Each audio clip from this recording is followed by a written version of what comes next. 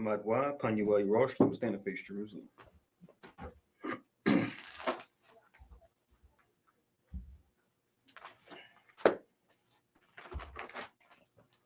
Blessing of the Sabbath.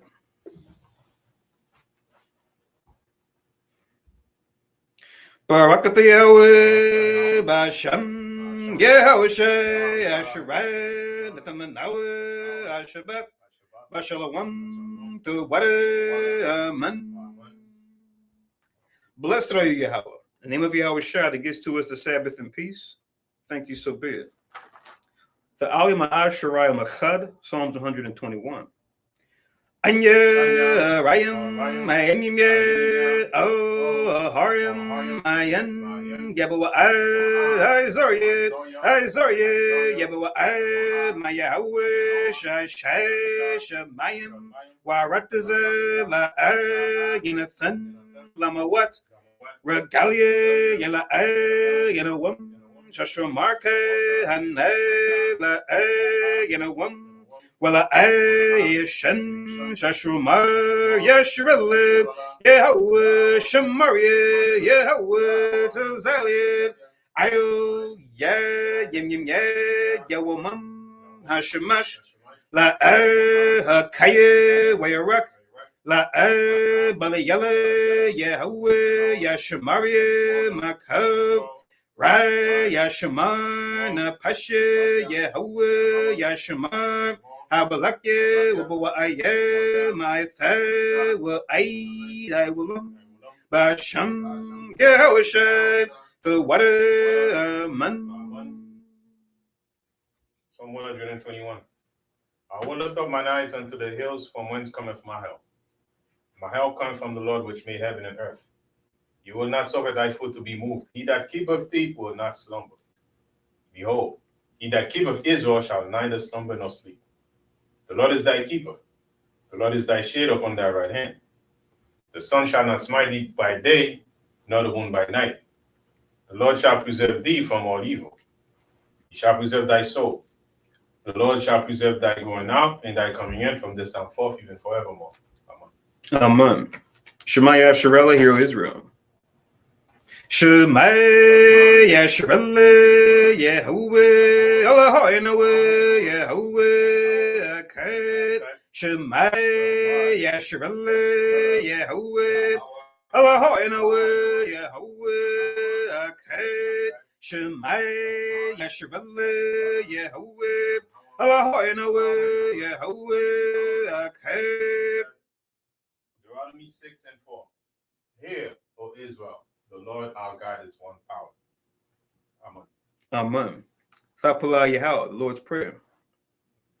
Abinawa Shabbat Shemayim Kudash Hayye Shanke Yahweh Malakwat Ke Thaba'a Ratazawanke Hayye Aisha Barataze Ke Bashemayim Nathamanawa Lacham Gewam Zad Wasalak Nawa Kabawat Nawa Kasalach Nawa Kabawat Yanawa Wala Abiyar Nawa Oh, Messiah one above, how is Shina Murray, Kaye, Lake, Hamalakwa, Wa Allah, Wathapara, Why will Aman.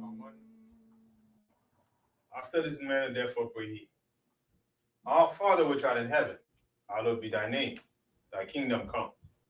Thy will be done in earth as it is in heaven. Give us this day our daily bread, and forgive us our debts, where we forgive our debtors. And lead us not into temptation, but deliver us from evil. For thine is the kingdom, and the power, and the glory forever. Amen. Amen. Hi, Shramatazawaf, 10 Commandments. La'ab, Yahayab, Lakab, Alahayim, Akarim, Alpanyat, La'ab, Daishab, Lakab, Paso, Wala'ab, Thaibadam, La'ab, Talakwaka, Shamwa, Yahweh, Alahayaka, Lashawab, Zakar, Ath, Hayawam, Ashabaf, Lakwadashwab, Kabad, Abiyaka, Wa Amaka, La'ab, Taratazak, La'ab, Tana'ab, La'ab, Taganab, La'ab, Thainad, Shakur, La'ab, Thakhamad, Ko, Asherab, Lara'ika, Aman. Exodus 20:3. Thou shalt have no other gods before me. Thou shalt not make unto thee any graven image, or any likeness of anything that is in heaven above, or that is in the earth beneath, or that is in the water under the earth. Thou shalt not bow down thyself to them, nor serve them. For I, the Lord thy God, am a jealous God, visiting the iniquity of the fathers upon the children unto the third and fourth generation of them that hate me, and showing mercy unto thousands of them that love me and keep my commandments. Thou shalt not take the name of the Lord thy God in vain, for the Lord will not hold him guiltless that taketh his name in vain. Remember the Sabbath day to keep it holy. 6 days shalt thou labor and do all thy work. But the seventh day is the Sabbath of the Lord thy God. In it thou shalt not do any work, thou nor thy son. Thou shalt not do. 6 days shalt thou labor and do all thy work, but the seventh day is the Sabbath of the Lord thy God. In it thou shalt not do any work, thou nor thy son, nor thy daughter, thy manservant, nor thy maidservant, nor thy cattle, nor thy stranger that is within thy gates. For in 6 days the Lord made heaven and earth, the sea and all that in them is, and rested the seventh day. Wherefore the Lord blessed the Sabbath day and hallowed it. Honor thy father and thy mother, that thy days may be long over the land which the Lord thy God giveth thee. Thou shalt not kill. Thou shalt not commit adultery. Thou shalt not steal. Thou shalt not bear false witness against thy neighbor. Thou shalt not covet thy neighbor's house. Thou shalt not covet thy neighbor's wife, nor his manservant, nor his maidservant, nor his ox, nor his ass, nor anything that is thy neighbor's. Amen. Yeshua, please be seated.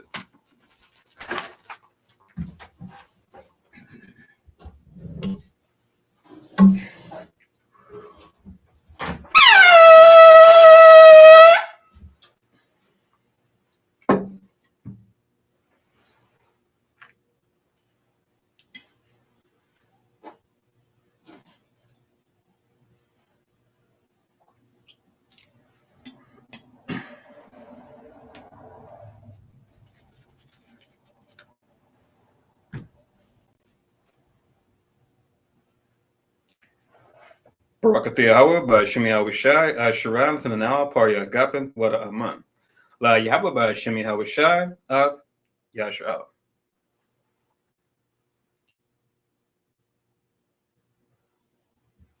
English translation. Blessed are you, Yahweh, in the name of Yahweh Shai that gives to us the fruit of the vine. Thank you, so be it. To Yahweh, in the name of Yahweh Shai with Israel.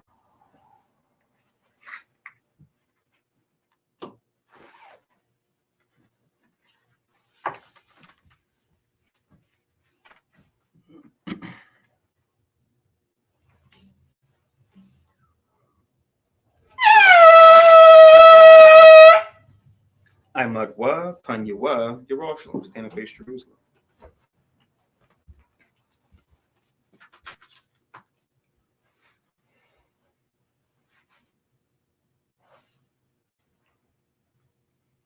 Barakatha Yahweh, Agado, Rakawam, Abiyah, Wanawa, Ayawan, Malak, Shah, Shamayim, Warataza, Wako, the Bariam, Kayayam, Wagam, Hamashayak, Maya Hawa, Arawanawa, Abnawa, Kolab, Yawa Aitaza, Yahawasha, Zakarnawa, Yahawa, Baratazawan, Ainka, Yashala, Izarnawa, Banay, what's up?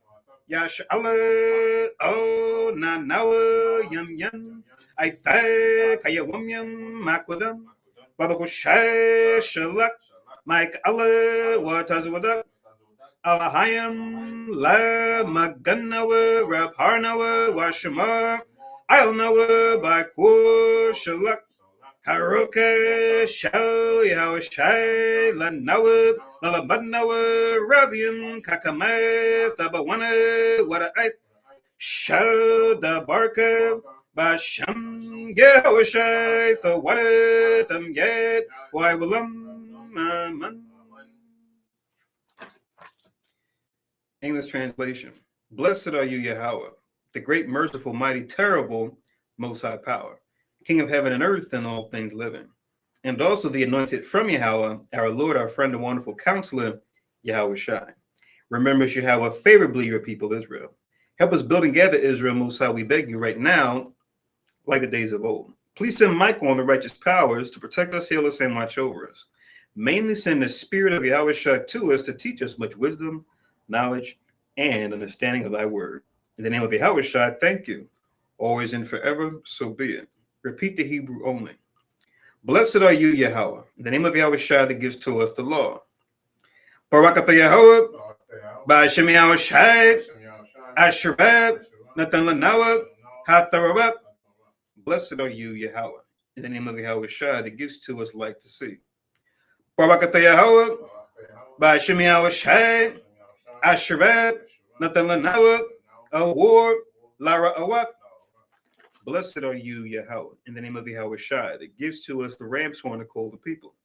Barakatha Yahweh, Ba'ashem Yahweh Shai, Asherab, Nathan Lanawa, Karan, Hayab, Laquarab, Ha'ain. Blessed are you, Yahweh, in the name of Yahweh Shai that gives to us the olive oil to anoint Israel. Barakatha Yahweh, Bashim Yahweh Ashereb, Nathanael, Hasheman, Zayah, Lamashak, Yasha'alab, Yeshabwa. Be seated.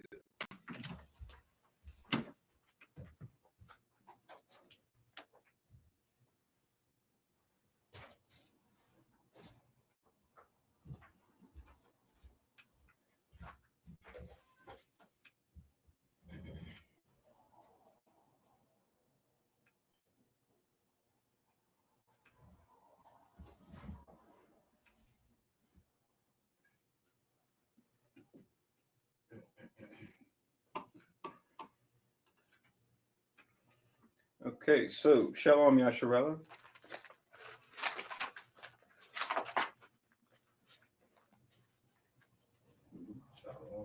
Okay. Well, it was just me here. All right, so Shalom everybody that's here in Philadelphia, Pennsylvania with us. Shalom everybody watching on the live stream, and shalom everybody listening in on teleconference. Welcome to Ha Yashar Kanaz, or the Congregation of Israel, where we teach that the descendants of slaves, as well as the indigenous peoples, found mainly throughout the Americas, make up the southern and northern kingdom of the 12 tribes of Israel. And that we as a people have fallen to a lower state, politically, economically, religiously, because we broke the laws of God found in the Bible, given to us by Moses, and we come at his lowest state that we've fallen to by turning back these commandments we broke by following Jesus the Christ. And we do that according to the scriptures as it is written, not according to the religions of Christianity or Islam or any other belief system they claim that they believe or follow Christ, but don't. And remember, our Lord and Savior gave us this warning as he edified his disciples on the Mount of Olives when he said that many shall come in his name, saying that I am Christ, and shall deceive many. So we ask the question and then go to the scriptures to confirm, will the real Jesus Christ please stand up? So what Christ would do today is he would keep the Sabbath holy from Friday sundown to Saturday sundown, as our particular branch of Christ does. We keep a regular Sabbath service, as you guys see in the scrolling marquee at the bottom. Today's lesson is going to be 1 Chronicles chapters 10 and 11. Once again, 1 Chronicles chapter 10 and 11 is going to be our lesson for today. My name is Nabiad Zerubbabel. I had the pleasure and privilege of going through the scriptures with you guys today. You can just write down for your records as you take notes that according to the Gregorian calendar, it would be, of course it's the Saturday, but it would be March 22nd, 2025. And according to our calendar, you know, I would say it, but let me ask if someone in the comments, I'll take a look. Someone in the comments could provide what month and what day it is according to our calendar, according to the Hebrew calendar. What month and what day are we in?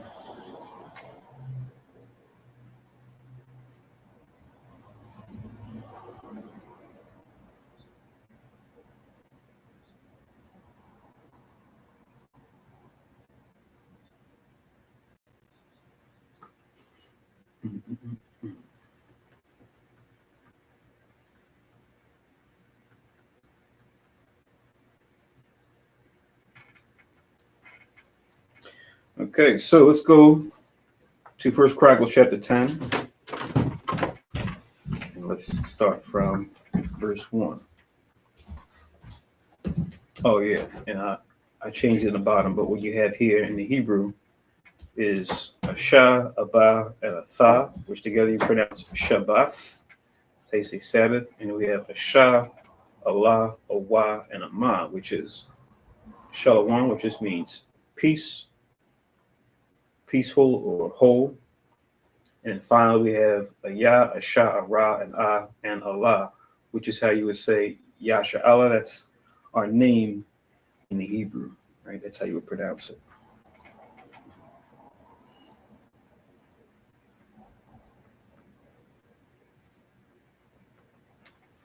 So yeah, what's that month? What's that day that we're in? Remember, we just had a holy day not too long ago, right? You can use that as an index and then just count down to where we're at now, right? And like I always tell you guys, the key thing that you can do is just use when the new moon was and then just count from the new moon to pretty much figure out what's what or what day that we're in, and just count from that time period.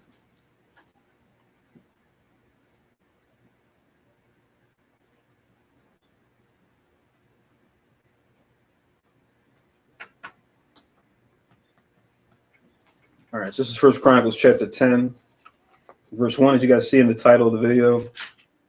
Saul's Falls, the first section. So this chapter is pretty much going to focus in on the unfortunate end of Saul, which we know him being our first king over a united Israel beside Moses, where he started off well, but then he didn't end so well given the choices that he made. So he's a king that can serve as a cautionary tale for us even to today when it comes to not only how we should conduct ourselves, but also how we should revere those of our people that the Most High has set up to give them authority over us, right? In this case, talking about King Saul, right, son of Kish of the tribe of Benjamin, our first official king over united Israel. To this time period that we're reading now in the Chronicles and going forward is what some historians will refer to as like the golden age of Israel, the golden age of our empire, to where at this particular junction, Israel was a rising power and would establish itself as like the chief influential power in the earth at this time, right? Kind of like how Esau is right now with his Babylon the Great and in other countries supporting. This is around that time when Israel was a chief influence. You had other empires too, but ours was the dominant one. At least the history we're going to be reading about these next couple weeks in Chronicles is going to be showcasing that.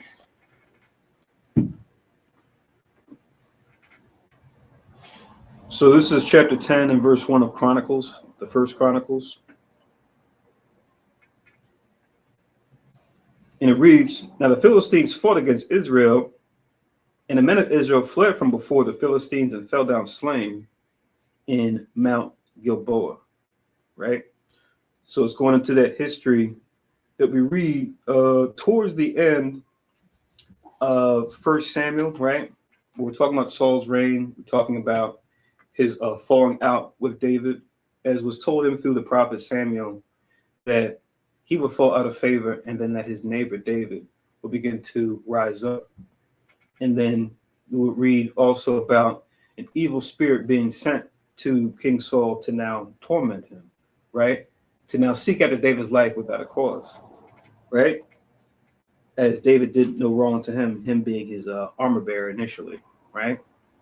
Because remember, the king, he had that authority. Read about the laws for kings that was established, where Samuel told the people, yeah, these are the requirements of a king, right? This is what he can demand of you.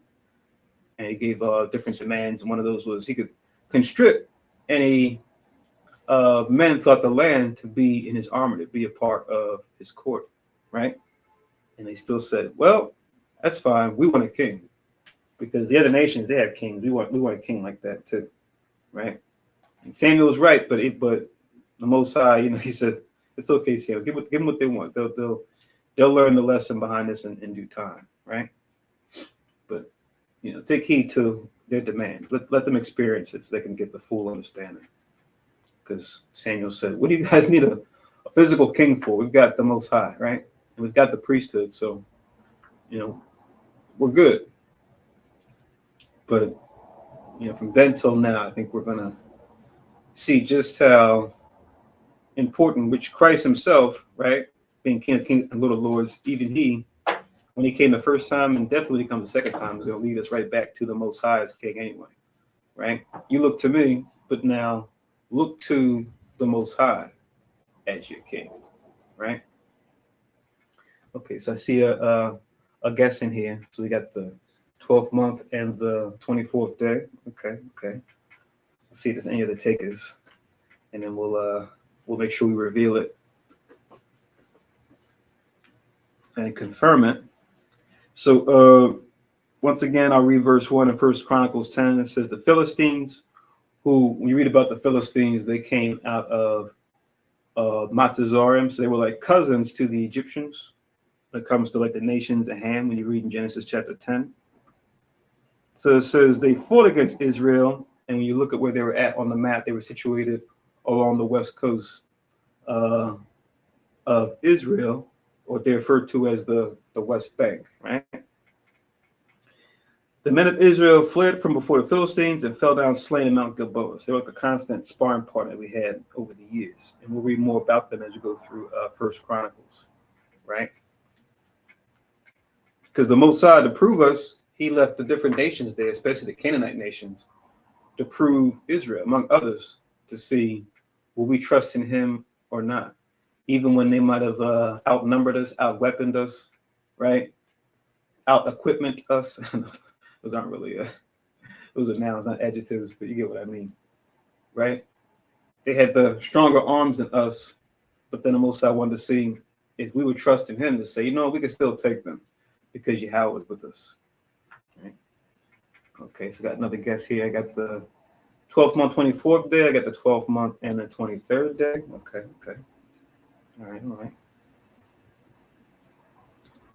So it says, they fell down slain in Mount Gilboa, reading on, and pretty much reading down to like this first section here.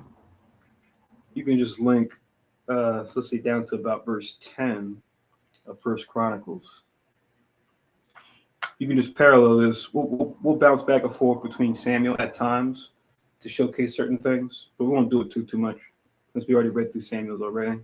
But you can just write down 1 Samuel chapter 31.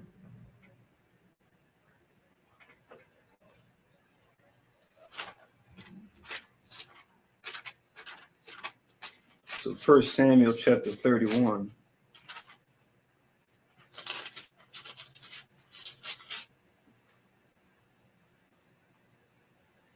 Read the whole chapter, but you just write 1 down to 13. That's the whole chapter. It parallels what we're reading here in 1 Chronicles chapter 10. But now in 1 Chronicles chapter 10, in verse 2, it reads, and the Philistines followed hard after Saul, after his sons, and the Philistines slew Jonathan and Abinadab and Malchishua, the sons of Saul. Right, so it says they came after Saul and his sons. We don't read about Jonathan in particular, right, being very close to David, right? And then it tells you that Jonathan ended up becoming ashamed of his father because of his performance, especially as far as how he treated David, and not just because he was very close with David, right? Because they had a strong love for each other. It wasn't so much his respect of persons for David, but just that there was no legitimate cause for Saul to go after him, right? And it just confirmed the evil spirit taking over. Police Saul to do many things not suited for a king of God's people. But he fell too, unfortunately, right? So we talk about that a lot, right? Where we say, well, wait a minute, doesn't the law say that every man shall bear his own judgment, right, for his own actions? And yes, that law is true. But yet and still, what you do can still affect the outcome of your children. Even though they may be righteous to say that you're wicked, for example, they can still die because of what you did, right? Even though their record will be noted as they just died in righteousness, because you have that. Right? Read about that even on the time of the Maccabees, right? Where we read about, certain of our people, when we were dealing with the oppression of the Greeks, they didn't want to fight on the Sabbath. And they died on the Sabbath, but it was recorded that they died not wanting to fight, but wanting to go against not wanting to go against the law. So they did well by not fighting on the Sabbath, but when it came to Judas and his men, who just said, let's fight on the Sabbath, since they want to fight us there and ask that the Most High be with us, they took that counsel. They went from doing well to doing better, because had all Israel taken that same choice, not to say it was wrong, but there was a better choice, which was, because of the situation, not to say we would normally do this, because of the situation, let's fight on the Sabbath to defend ourselves. The Most High was with them in that council, right? So remember, when we talk about small matters, it's really just a matter of right and wrong. It's easy to see. But for more greater matters, it may not always be a clear choice. It may be not so much what's right and wrong, but what's doing the best, or what's the best choice. You might have 2 or 3 options, and you might have to figure out which one is the best option of all. Okay, I got another guess here, the 12th month and the 14th day. Okay. So we got 3 guesses, right? So when we look on our calendars, right, we remember Thursday sundown on February the 27th, right? That was when we kept our last new moon, right?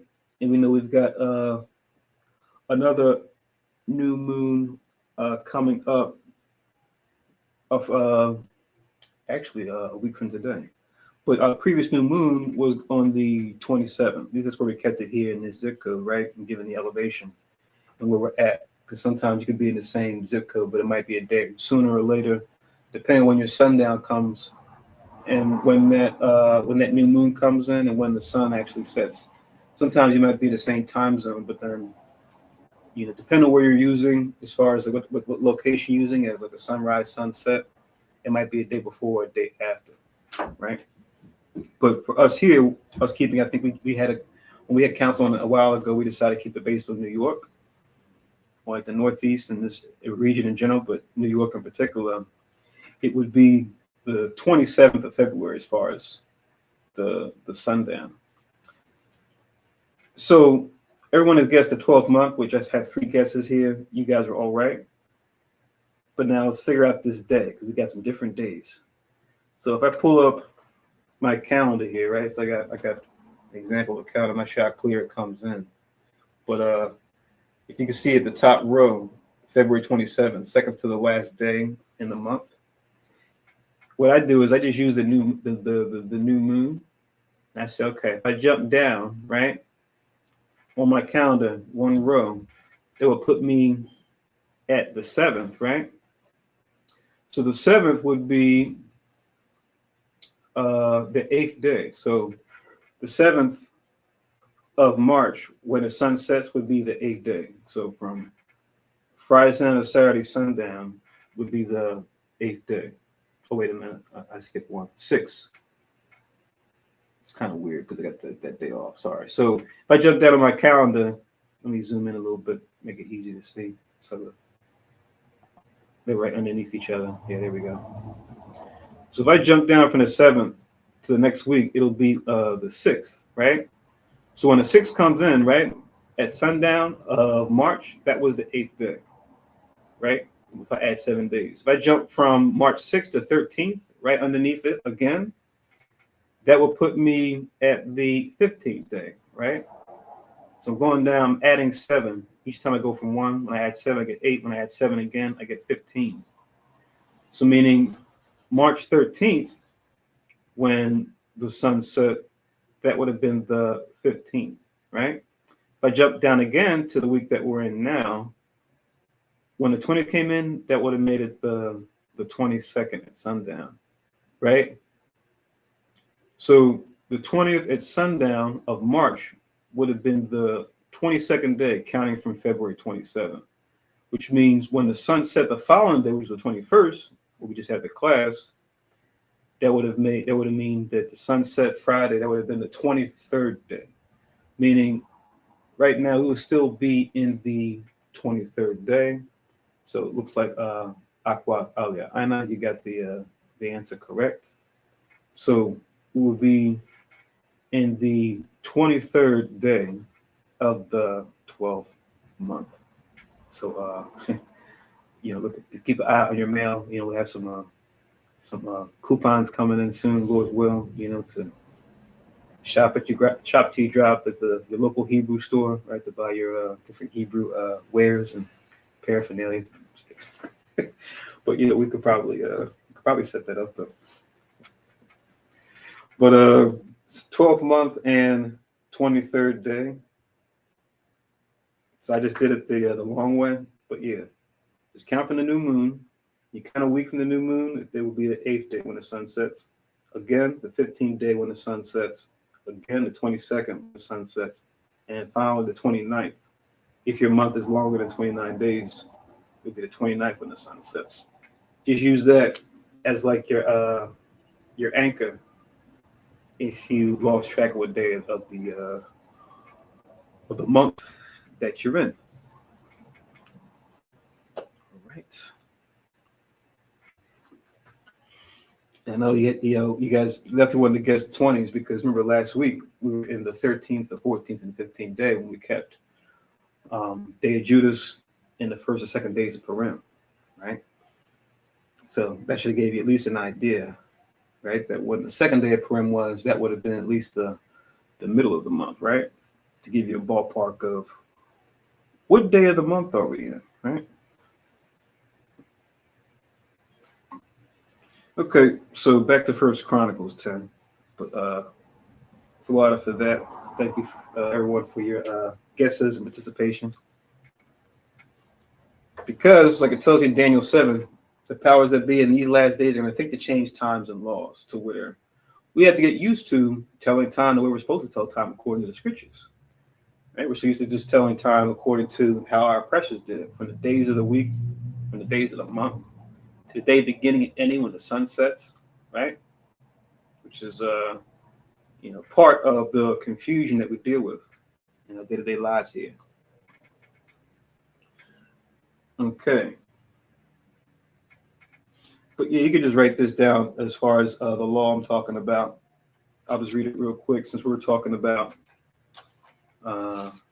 Saul and his sons being slain, but just showing how what you do can affect the outcome of your children. Even though they'll have to answer for all the things they said and did for however many days the Most High blessed them with, right? You could even have children not even being born die in the womb, right? You have that scenario too. We'll read about that going forward in another scenario, which some of you guys probably already know what I'm talking about, but we'll get that to read on the Chronicles. But yeah, this is Deuteronomy. I guess before I get this, you want to just a comment. Mhm. And also, for us Israelites, usually we always look at death.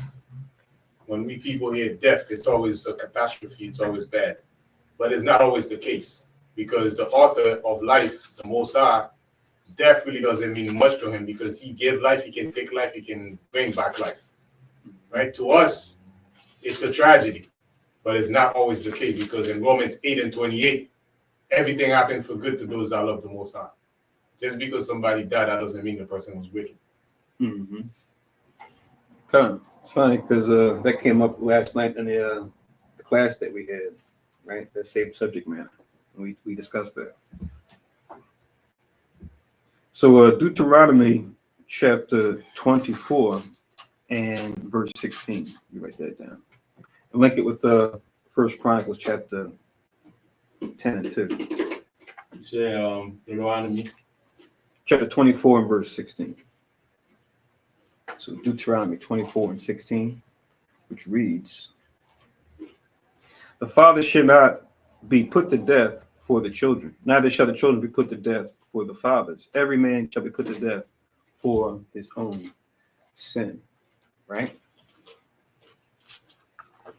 So like we can think about even when we came into the truth in this life, We can think about our parents or guardians, right? Whoever our caretakers were, and think about maybe certain hardships we might have grown up with in these times, and say to ourselves, yeah, it probably would have been or could have been much better had my parents known the truth, or my parents' parents knew the truth, right?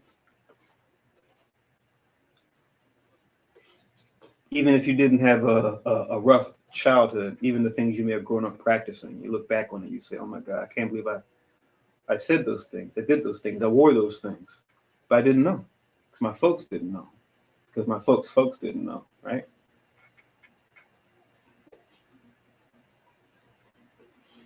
So now that we know better, the idea is to say and do better, right? But back in 1 Chronicles 10, I'm going to be in verse 3 now. It reads, and the battle went sore against Saul, and the archers hit him, and he was wounded of the archers. Then said Saul to his armor bearer, draw thy sword, and thrust me through therewith, lest these uncircumcised come and abuse me. But his armor bearer would not, for he was sore afraid. So Saul took a sword and fell upon it, right? So I remember the sister asked the question in the class last night too, about what was that verse that goes into, I know we're on YouTube, so it's like they try to change our lexicon of words we can and can't use.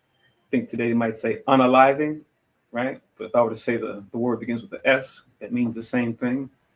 You know, they could flag the video or say, oh, this video contains, you know, graphic language or graphic content, et cetera, et cetera, et cetera. But yeah, what's that verse that talks about this?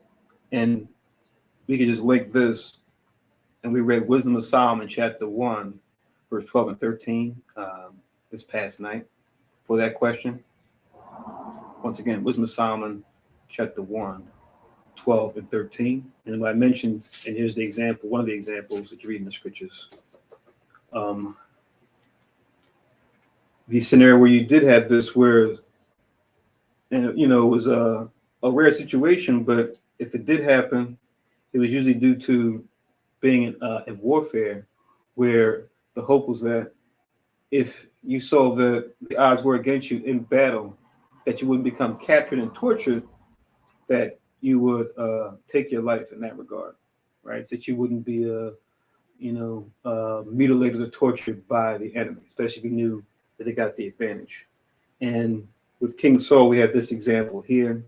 And then we also have the brother Razis, who we're reading about during the time of the Maccabees, who did similar, right? Because he was a righteous man, a man of reputation, an elder man that many folks look up to. And he knew how the Greeks were, just like Saul knew how the Philistines were, to say, oh yeah, I don't want to fall into their hands, right? Let me not give them the pleasure. But yeah, Wisdom of Solomon chapter 1 and verse 12, when it talks about, unaliving yourself, as they say, and whether or not that's permissible or not. Real quick, it reads, Wisdom of Solomon chapter 1 and verse 12, it says, seek not death in the error of your life,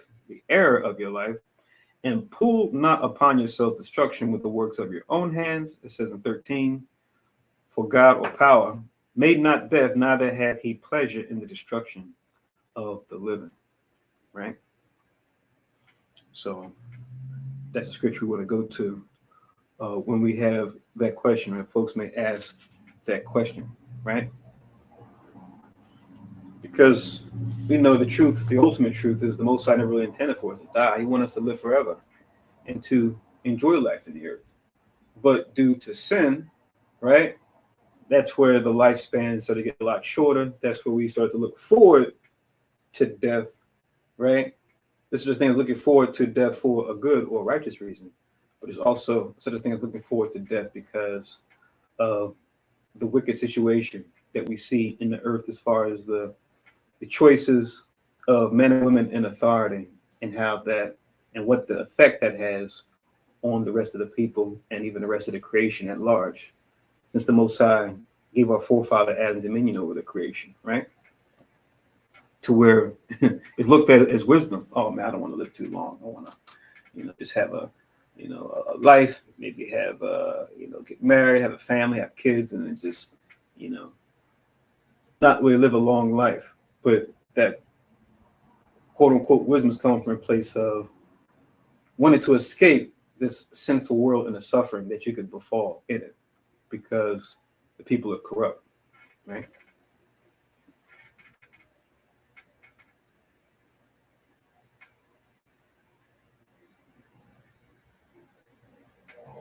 And the scripture, I'll get it real quick in Maccabees. You write it down as a reference too, and we'll continue on.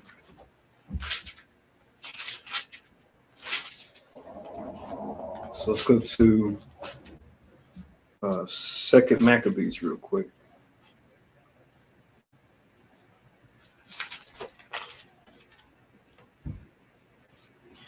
So Second Maccabees, chapter 14. You can start from verse 37. Second Maccabees 14:37, where it reads, "Now was there accused unto Nicanor one Rhazes, one of the elders of Jerusalem, a lover of his countrymen, and a man of very good report, who for his kindness was called a father of the Jews," right?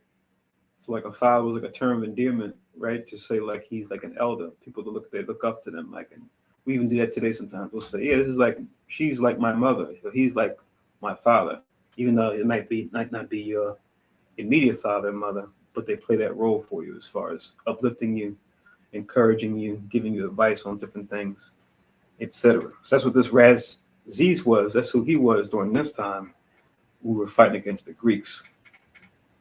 It says, "For in former times when they mingled not themselves with the Gentiles, he had been accused of Judaism," right? Which this Judaism here is talking about following the righteousness of God, the law of Moses, not so much the Judaism that the so-called Jews have come up with. Just like Christianity is in the scriptures, but that Christianity is not the Christianity you see being promoted out there by the heathen, right? And then you see our people embracing it, right? It says, and did boldly jeopard or endanger his body and life with all vehemency or like force for the religion of the Jews. Once again, our religion is not like the religions we had today that are of man, but a system to follow a higher power that is of righteousness, following the law, statutes, commandments found in the scriptures. And then it says in 39, so Nicanor, willing to declare the hate that he bare unto the Jews, sent above 500 men of war to take him. So sent us a nice little battalion there, a group of 500 men to go and get him. For he thought by taking him to do the Jews much hurt, because he knew he was beloved, a beloved man of Israel, very popular, right? So, we talk about warfare, right? We know there's physical aspects of warfare, but there's also mental and spiritual aspects of warfare as well. When you wage a war on a people, to dampen their spirit and their mental state. When you do that, that gives you the advantage. Hell, even in our law and righteousness, right? The Most High blessed us and said, when you go and fight against these nations, I'll put the fear and dread of you in them, right? To make your conquest that much easier, right? So it works both ways. For us that fight for righteous government and for the heathen, right? That when it's their time in the sun, they use those same tactics to try to get advantage over the other nations so that they can have dominion.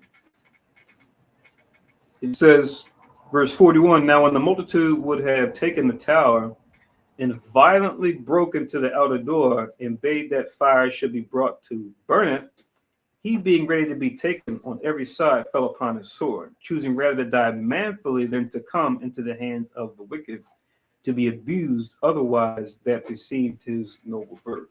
So here's the motivation, right? I know Khan Shah, we often talk about this during the week, the whole the premise of there's what people say and do, and then there's why they say and do it, and the importance of understanding both to really fully understand the matter.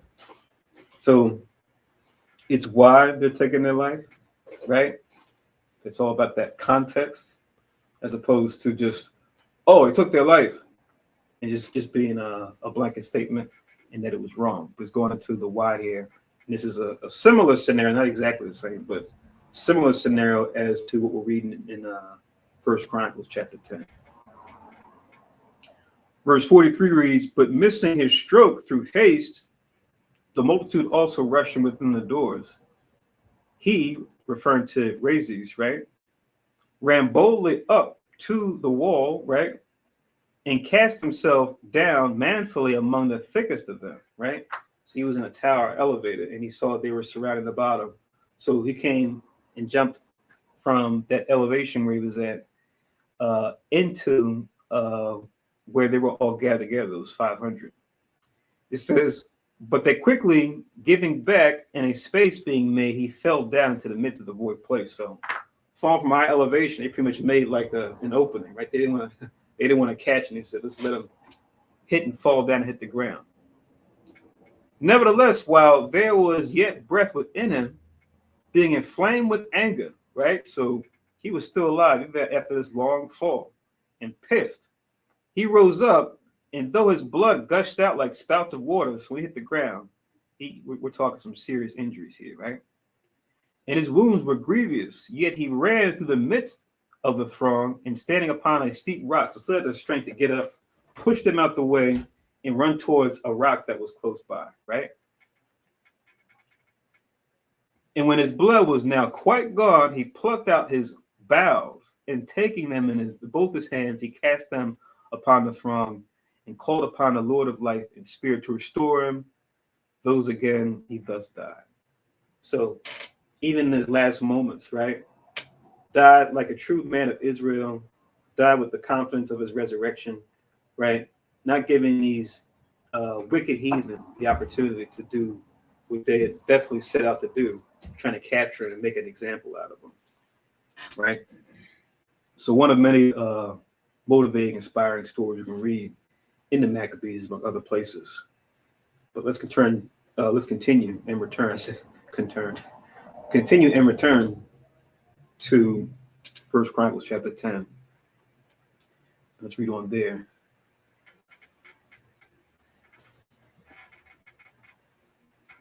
So back at 1 Chronicles chapter 10, I'm going to read verse 5. It says, and when his armor bearer saw that Saul was dead, so Saul was able to take his life before the Philistines got to him. When his armor bearer saw he was dead, he fell likewise on the sword, and he died next. So Saul died, and his 3 sons and all his house died together. It says, and when all the men of Israel that were in the valley saw that they fled, and that Saul and his sons were dead, then they forsook their cities and fled, and the Philistines came and dwelt in them. Right? So we see this was a sore, unfortunate battle, a loss that we suffered here, right?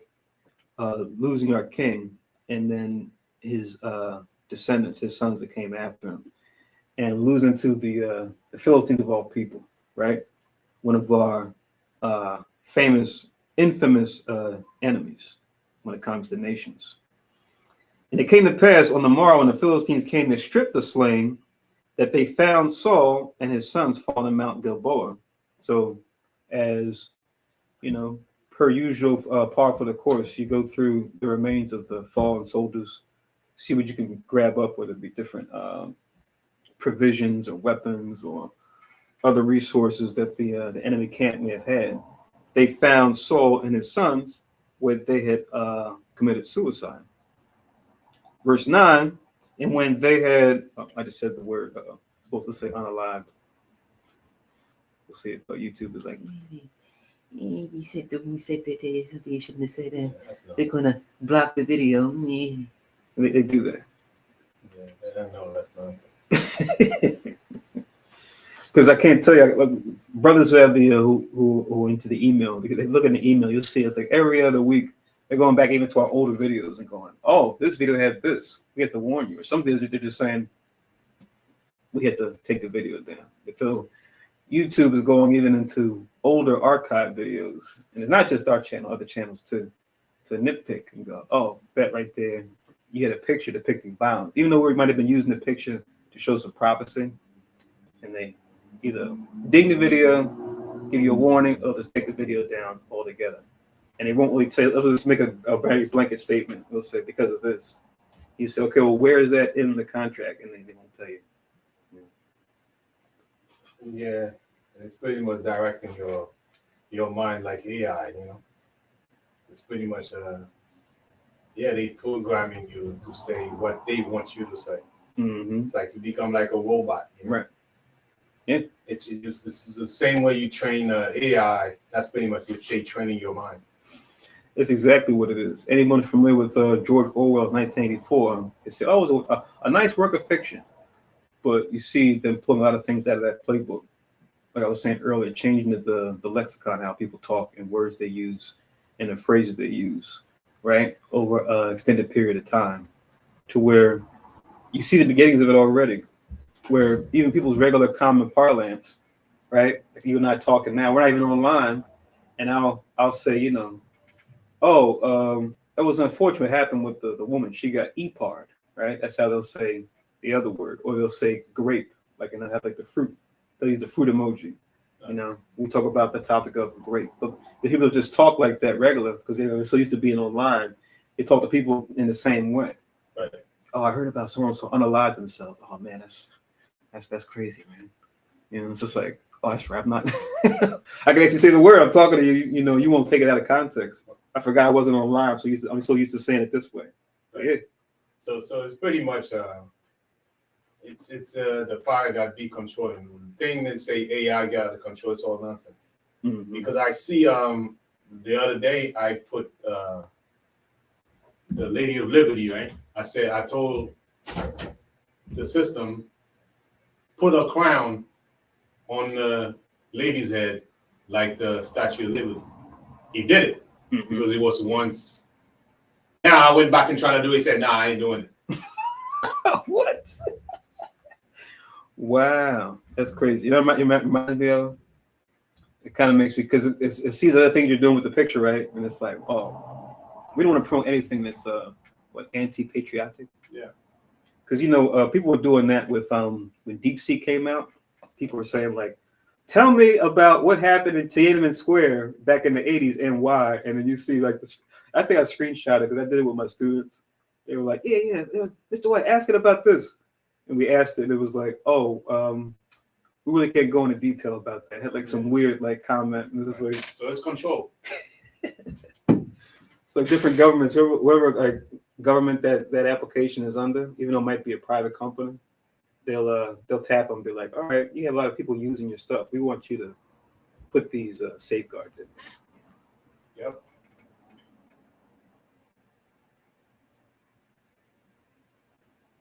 I see the question you're asking, sister.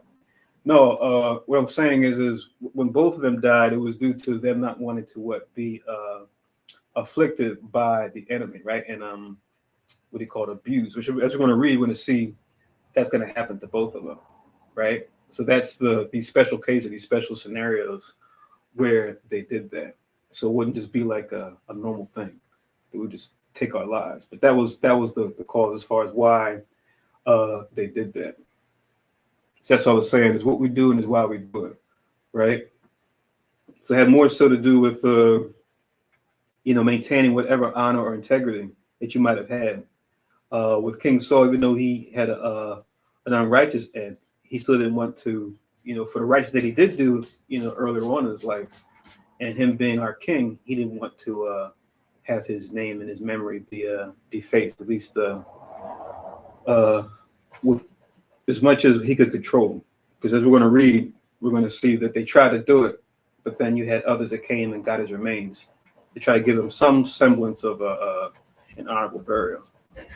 But once again, just a cautionary tale, where we look at this, we say, if we live our lives a certain way, this is how things can end. The whole point is to not have to be pushed to that point where you have to make a decision like that, right? Like I said, in the scriptures, you read about those only two scenarios where, at least from what I remember reading, that you had it. It was typically only in situations of battle where the enemy would try to maim or defame you, right? It's all about having a proper burial, even if you weren't, the best of the righteous. We even see it with the kings that will come later, right? Where certain kings will come and were righteous and say, yeah, this person doesn't deserve this type of burial, right? They'll have a burial, but not like how the kings that, were righteous kings, right? To separate that, to show, even in death, this is the life that they left behind, so that people could remember. Right, and kind of like the scripture that said, "Fight to the truth unto death." Mm-hmm. Right? It's not like you said. It's not about how you the death. It's about how you die for what purpose. Mm-hmm. What is the purpose of your death? Mm-hmm. Right? It's fight unto the truth unto death. Even unto death, you don't give yourself into to the enemy. Right. Come. And we have other examples on the flip side too, which I know we read about in Kings. Not to kind of belate the point, but we have other examples, even for those in rulership that were wicked. I'm even thinking of Jezebel's example, right? She was a Zidonian woman, right, married to King Ahab. What we see even in her with the life that she lived, right, is all the wickedness that she was promoting, right, on the Northern King's behalf. We saw the end that she had, right, where it was prophesied by the prophets, right, that her remains would be eaten by dogs, right, and that's a horrible end. But it was suiting or fitting, given the life that she lived, right, or the life that she led. So these things are connected.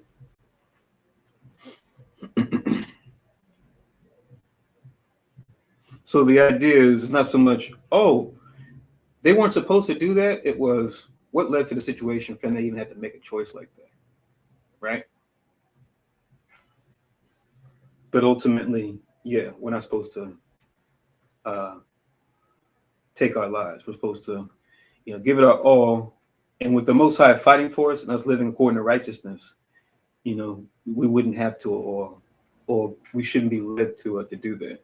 I think I mentioned Job, I think, as an example when we talked about this before, where for all the hardships that even he suffered, even he cursed the day he was born, but even he didn't take his own life. Many people, even of Israel, going just through a portion of what Job went through, might have been like, yo, man, I'm trying to call it quits, man. Hand me the revolver, hand me that Magnum, I'm done, right? Or trying to get my bath ready, you do the, with the wrists, I won't go into detail. You guys know what I mean. Just for a part of what Joe went through, a lot of folks be ready to end it, or to call it quits. But even with him, he stuck it out. Even with his friends that, didn't really have anything to helpfully tell him, right? Took that young man Elihu to kind of get slap some sense into them, right? But even he didn't do that, as far as Job. So consider that on the flip side as far as an example to look up to.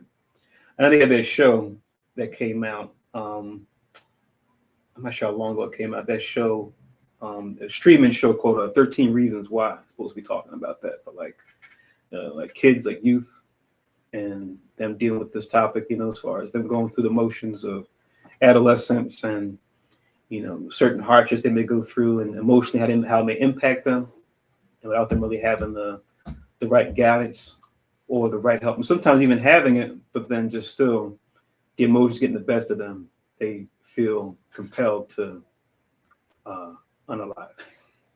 Right, but how do you Now I'm doing it. check this out? How do you read the scripture that said fight to the truth unto death on YouTube? You see what I'm saying? So in the case when you get in a position like that, it's like, okay, so you're gonna use our platform, you're gonna have to say it, or if you gotta conform, or it's a way of pushing you off their platform because the truth is coming out. Mm-hmm. Mm-hmm. But since you want to put the truth out on our platform, you're forced to conform to our, it's this control. Mm-hmm. Mm-hmm. How do you read the scriptures? I have all the deaf scriptures. Yeah, I guess it might be because it's the old English, but even with so many of us doing streaming services and bringing things out, now it's part of the Conform. It's part of the parlance. Like, oh yeah, now we have the algorithm looking at King James style English and saying, yeah, this is an example of that. because the until death, I guess it's open-ended enough to where it's like doesn't necessarily have to be about unaliving. So we kind of got the way in there. We can kind of read the scripture, not to worry about the flag. But Well, time will tell it. you're gonna have to go to Times Square or 11th and Market to come listen to the Israelite. Well, I mean, watch the heathen fight themselves, right? Because I remember I was talking to Kanman Shah about the whole like GMO, non-GMO, labeling when it comes to food. And you'll see that Esau against Esau, right?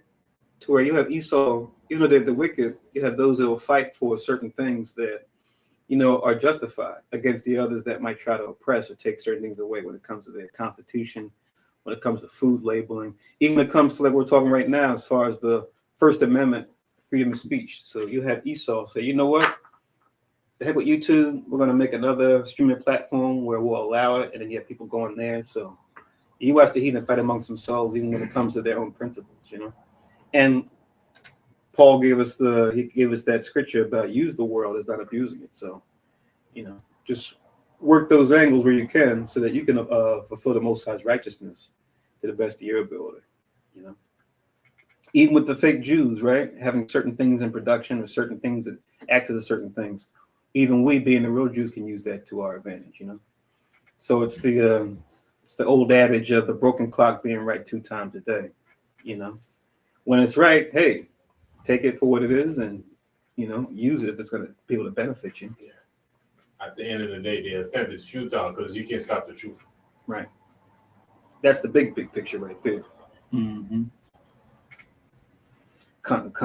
But the verse the Kahan is talking about, you just write it down and we'll read on. It's Ecclesiasticus chapter 4. And I think it's verse 28. You want to read that real quick? Might as well, right? At this point, I've already messed up by saying the word. Chapter 4 and verse 28.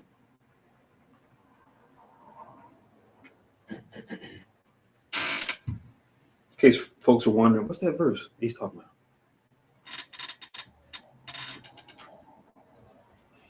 Ecclesiasticus chapter 4 and verse 38.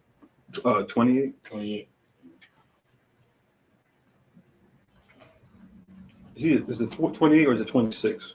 Right, 28. It's 28? Okay. Strive for the truth unto death, and the Lord shall fight for thee. Beautiful. Oh, there we go. Bye.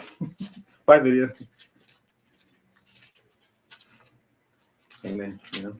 Like you said, truth is the truth, man. Yeah. What you gotta do? How do you not say that?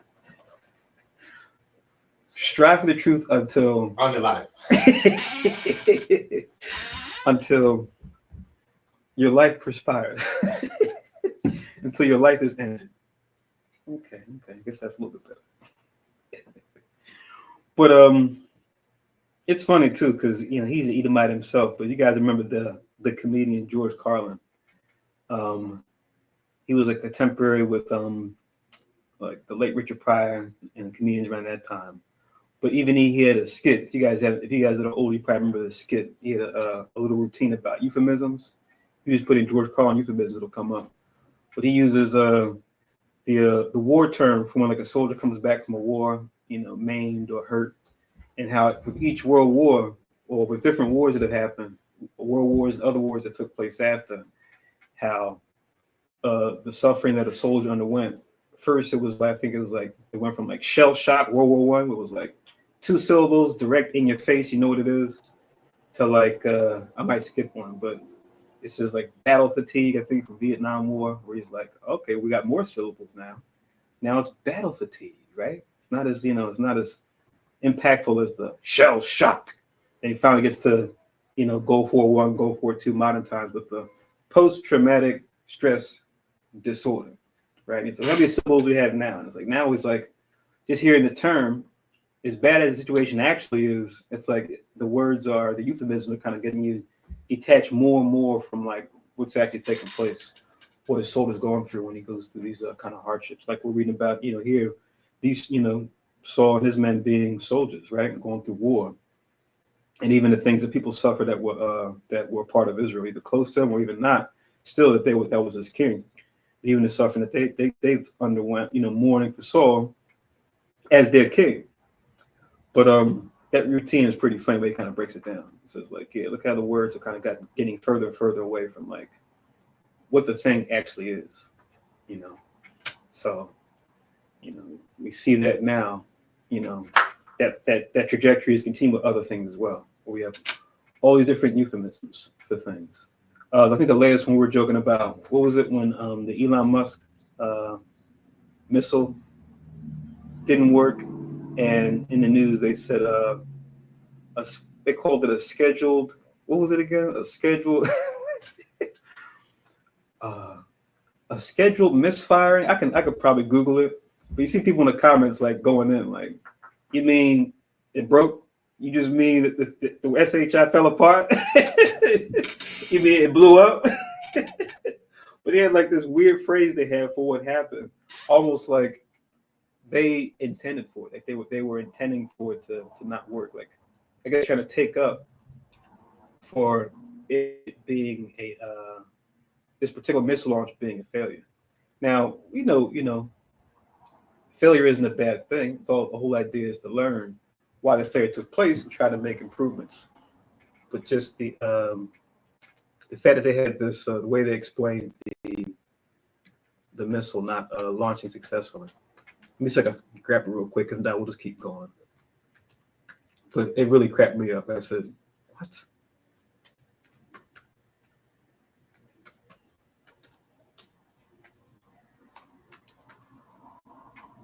Let me see if it'll come up if I do this. Oh, here we go. Rapid unscheduled disassembly.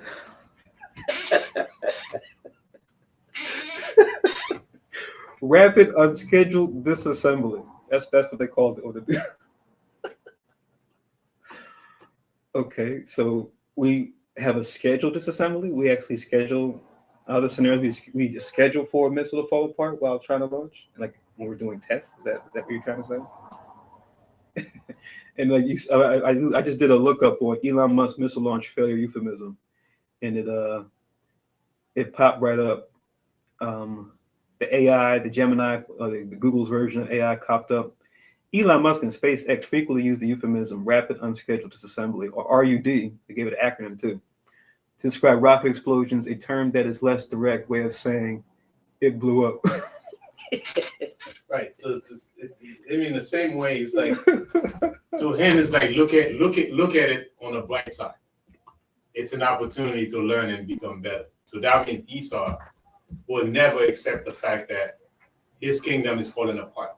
Mm-hmm, mm-hmm. You see, every time something happened that's bad, he doesn't see it as bad. He see it as an opportunity to keep moving forward. Mm-hmm, mm-hmm. So that's pretty much to say, don't look at it so dramatic. It's just like we fell forward. Right. Was that book by that motivational guy? What's his name? I think he's so-called Christian too, but I think he had a book called that, Failing Forward. To advise like organizations how to move forward when things don't work out. But yeah. It's like it's the same way. Look at slavery. Mm-hmm. Look at it on the bright side. See what you got here? Oh my God. Yeah. See? So Esau will never learn. They will never change. Mm-hmm. Right? They will never learn. They will never change. So that's the adversary that we have in front of us. Mm-hmm. Mm-hmm. Here's the search I did real quick if you guys wanted to see. But let me see if you guys can. Oh, hold on.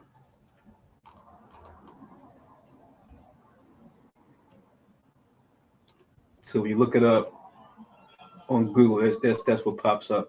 I couldn't remember what the phrase was exactly, but you see it in the search what I put, and then it has the explanation there. Hold on, make it a little bit bigger. So RUD, it's kind of like now with UFO, instead of saying UFO, they have UAP, or unidentified aerial phenomenon, which I don't think that one's too bad, because you do have a lot of strange things that the Elohim can do, where I think that phrase might be more encompassing of not just chariots, but then also other things that chariots can do when it comes to affecting matter in the atmosphere, right? But yeah, this was really funny when it happened, when they put it out there, and everybody's just saying, "You mean it blew up?" Like everyone pretty much said the same thing. Like just say it blew up.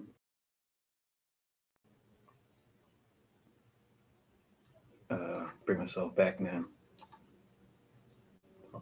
Want to make sure I didn't close my window, but let's continue. I just wanted to share that real quick. But yeah, it's just something that you're gonna see more and more. They're trying to water things down. And I know what you mentioned slavery. I'm not sure it's textbooks where they changed it to like guest workers. You heard about that making the news some years ago. Oh, they were guest workers. And it's just like, no. We were not guest workers. Unless you got parents or other friends or what have you to pull you to the side and be like, that's not what happened. I know this is, Addison Wesley, Prentice Hall Publishers, whatever, but that's not what happened. Here's what really happened. And I remember when you and your brothers used to go to the flea markets. That was like a sweet spot to find like a lot of those older books people might have had like in their basement or in their cellar or something stored up. Those older books, you want to grab hold of them things. Yep. Because the way they're changing like digital books and even like PDF versions of books, older books, they can go in there sometimes and tweak things in there too. So, if you got hard copies of like older books, get some, get some storage, get some way to kind of protect them, waterproof them, put them in bins because, Like this Bible right here. I got it from the flea market. Okay. 1974. Okay, 74. Nice. Because remember, you have found this week, and you still got it, that an old Noah Webster's dictionary from like the 60s or the 50s. You go in that thing, you're like, whoa. Okay, you look up like things like nation or languages, like certain things we talk about, and it's like the way they defined it back then. I think I forget which one it was. It might have been your Webster's dictionary, the older Noah Webster's dictionary. It broke down languages according to the sons of Noah in there. It was like Hamitic language family, Shemitic language family, and then what's the other one? Japhetic. You go look up language now in encyclopedia or whatever, online or something. They don't do it that way. They came up with their own little way of, defining it. It didn't involve the sons of Noah. I said, oh, Esau used Noah's sons as the way to classify languages before. So those changes, you're like, wonder why they made that change. Oh, knowing the truth is like, okay, we get the reason. The real reason is to get away from this. And this being used as any means to be a standard of definition for words we use or concepts that we understand. So yeah, the war, man, the war is on different levels, right? It's physical, it's mental, it's spiritual, But in the end, we have to take power back, like we talked about last night. All right, where did we leave off? We still not finished the first chapter. We still got another chapter to go. So I think I'm in verse 8. So let me read on. 1 Chronicles 10:8. And it came to pass on the morrow when the Philistines came to strip the slain, that they found Saul and his son slain in Mount Gilboa. And when they had stripped him, they took his head and his armor and sent it into the land of the Philistines round about to carry tidings into their idols and to the people. So, yeah, they were right. That's what they were coming to do, right? We knew during the time we just had the destruction of Nicanor, right? Last week, they had Judas, similar scenario. But because we had the advantage, we had the righteous rulers, were able to do the same to them, right? Cut out his tongue, cut out his arm. But due to Saul and his choices, right?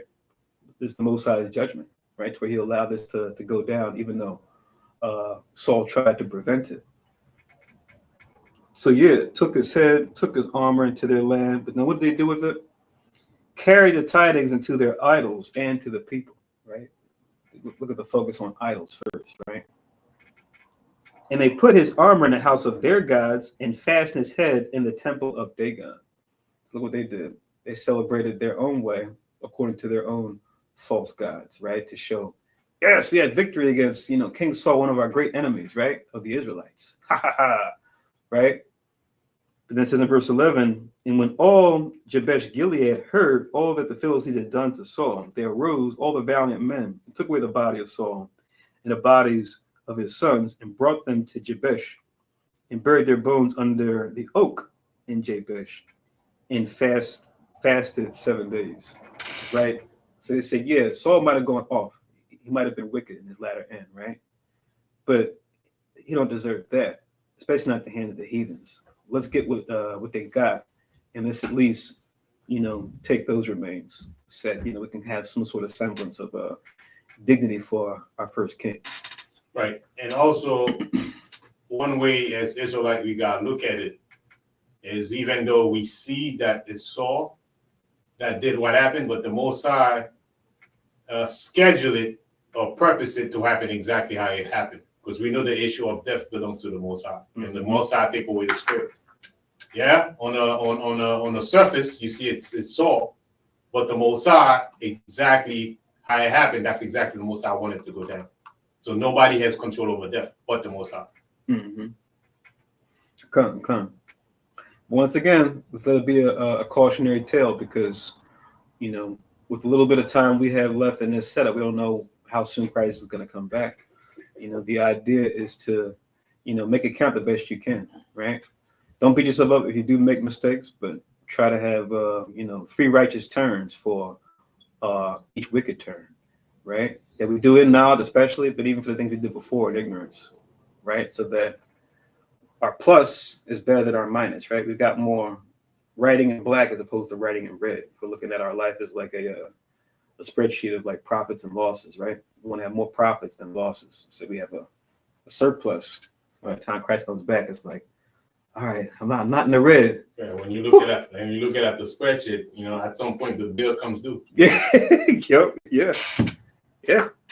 Mm-hmm. Go to the bank, get a little help for your idea. They're like, I don't know. That's your report card, right? You look at your financial statement. Got some red here. I don't know. It might be a risk. Yeah. So it works the same way when it comes to righteous transactions, right? Our righteousness and our wickedness being weighed in the balance, right? Mm-hmm. But let's continue on. 1 Chronicles chapter 10 and verse 13. It reads, so Saul died for his transgression, which he committed against Yahweh. So it's very clear, right? We read what the people did in response to what happened, but then we always get the ultimate why it went down that way, right? It's usually not missed.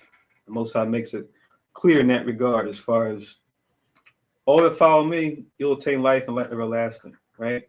Even if you go through affliction, or go through, even if you have to go through a martyr's death, or or something to that effect, it'll be recorded, it'll be known. Yeah, you died for righteousness' sake, and it's going to be remembered, and it's going to help you, like the scriptures say, attain an even better resurrection. That's something we always talk about when we talk about coming into the truth. If we live this life and Christ comes back, and Esau and the other nations don't get to turn up on us, wonderful. If Christ comes back after they get to turn up, and we might deal with some level of suffering, as far as things we saw with like past wars, people getting taken from their homes, us being rounded up or whatever they might have the will to do to us. The worse they try, the better it is for us in the end anyway, right? We saw what the disciples underwent during Christ's first coming, at the hands of the Romans, being thrown into the Colosseum in some situations, being made spectacles, right? The Christians, when Christ made his first coming, they had it rough at the hands of the Romans. Right. Now it's physical too, but it's a lot more sophisticated as far as the mental temptation through all these different mediums of how they promote wickedness. But once again, the worse they do to us, the better it'll be for us if we endure. Right. Tag in Romans 8 and 28. Mm-hmm. All things happen for good to those that love the Most High. Yeah. Right? Because death is not the end of it all.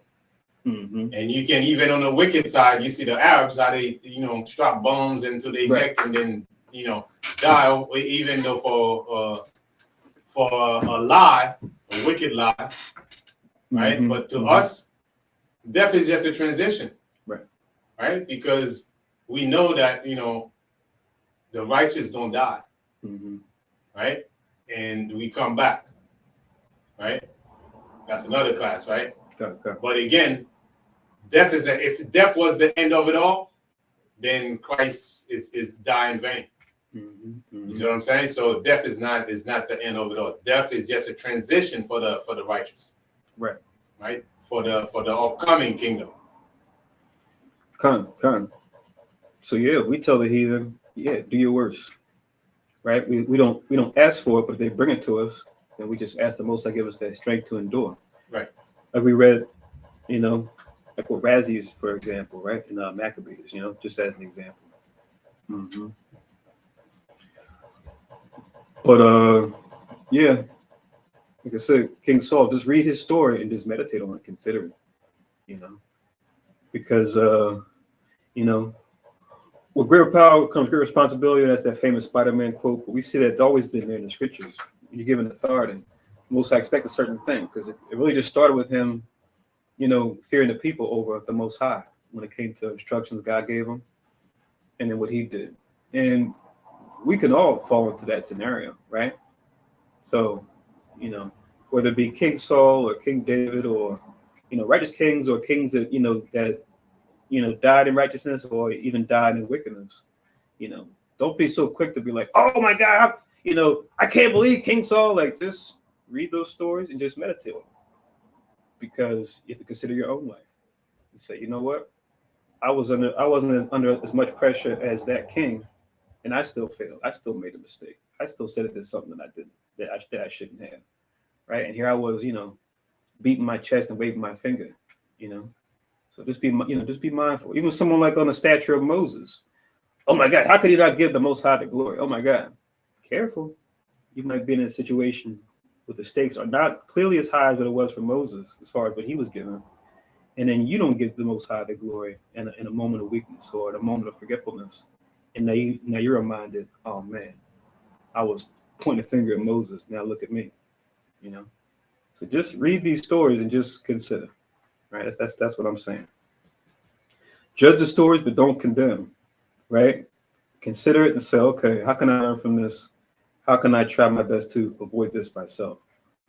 Even if not on the same scale, but that I don't say or do the wrong thing when I'm tested. Let me read 13 again from the top. So Saul died for his transgression, which he committed against Yahweh, even against the word of Yahweh. See that? So when the Most High says, his word is law, right? Which he kept not.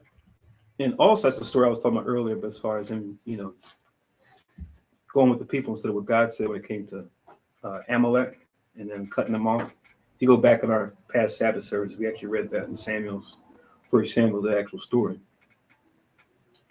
And also for asking counsel of one that had a familiar spirit to inquire of it. And we don't remember this story, right? I'll just give these two links real quick before we go into chapter 11. But I'll just give you the chapters for both of these since we're talking about it. So for 10 and 13, as far as the situation with King Saul fearing the people over God. 1 Samuel chapter 15 kind of explains the whole scenario. You can just write down 1 Samuel 15. Just that you can read that whole chapter where it goes into it. And then Samuel delivering Yahweh's justice to King Saul at that point.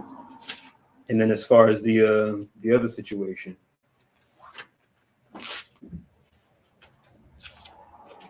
we can go just write down 1 Samuel. Keep passing it.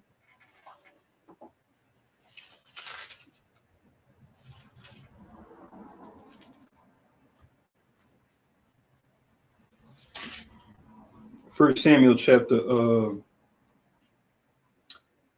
28. 1 Samuel 28th chapter. Where he goes to get counsel from the witch that was at Endor. And the whole scenario behind that too. So yeah, First Samuel, the 15th chapter and chapter 28 kind of focuses on those things that First Chronicles 10 and 13 is talking about.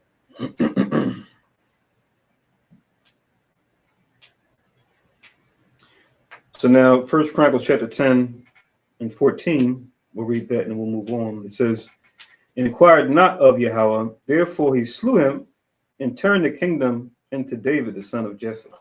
Right. So, inquired not of Yahweh, which when you read that story in First Samuel 28, once again, read it and consider, because I don't know about you guys, but that would be scary. Knowing what we know now, and you reaching out to the Lord by prophets and the Most High not answering because of something you did. And that verse confirming the Most High slew him. But on the surface, you see a sword that killed him. Right. Come. Like you said earlier, the issues of death belong to Yahweh. Like we read last night in the class. Yep.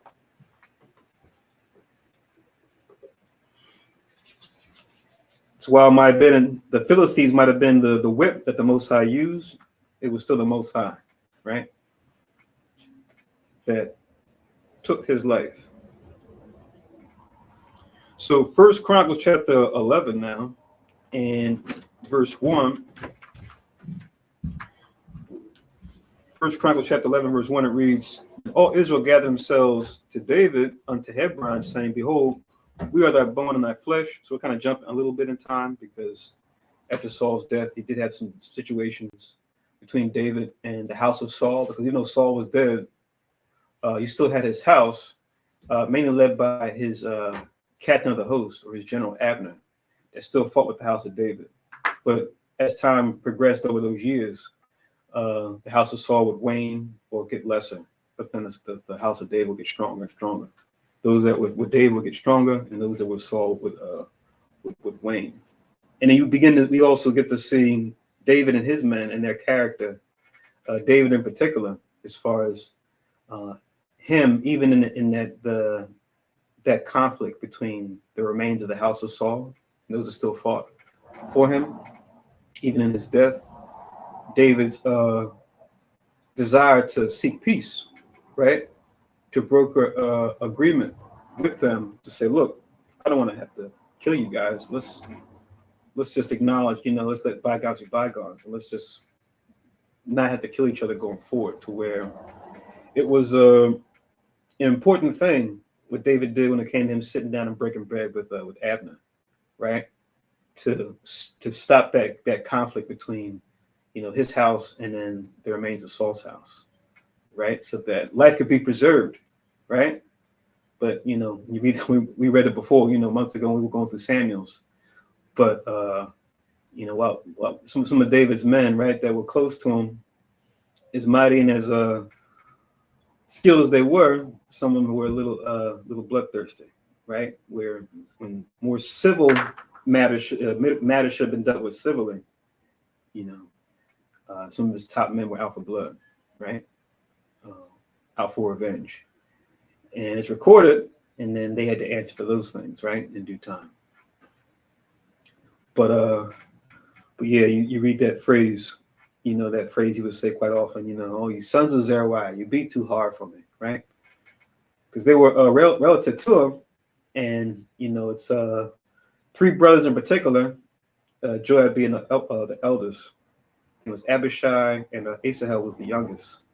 So it kind of became like a blood spat where Abner killed his youngest brother, and Joab wanted revenge, even after David, through painstakingly was able to broker an agreement with Abner, Saul's captain of the host. And even Abner gave the word, said, "Listen, all right, we acknowledge David as our new king.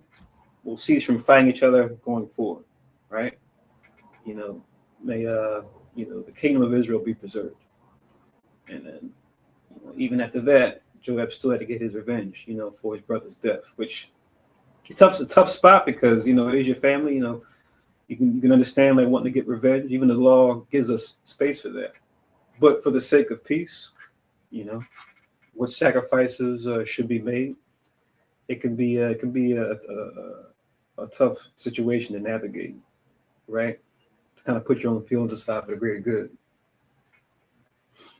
But I know we kind of went into that when we went into Samuel some months ago. But just thinking back on it, those are some things that took place from this time of Saul to the time we're reading about right now in First Chronicles chapter 11. What we're reading here is also parallel. So from chapter 11 down to about 9, you can parallel it with 2 Samuel. 2 Samuel chapter 5.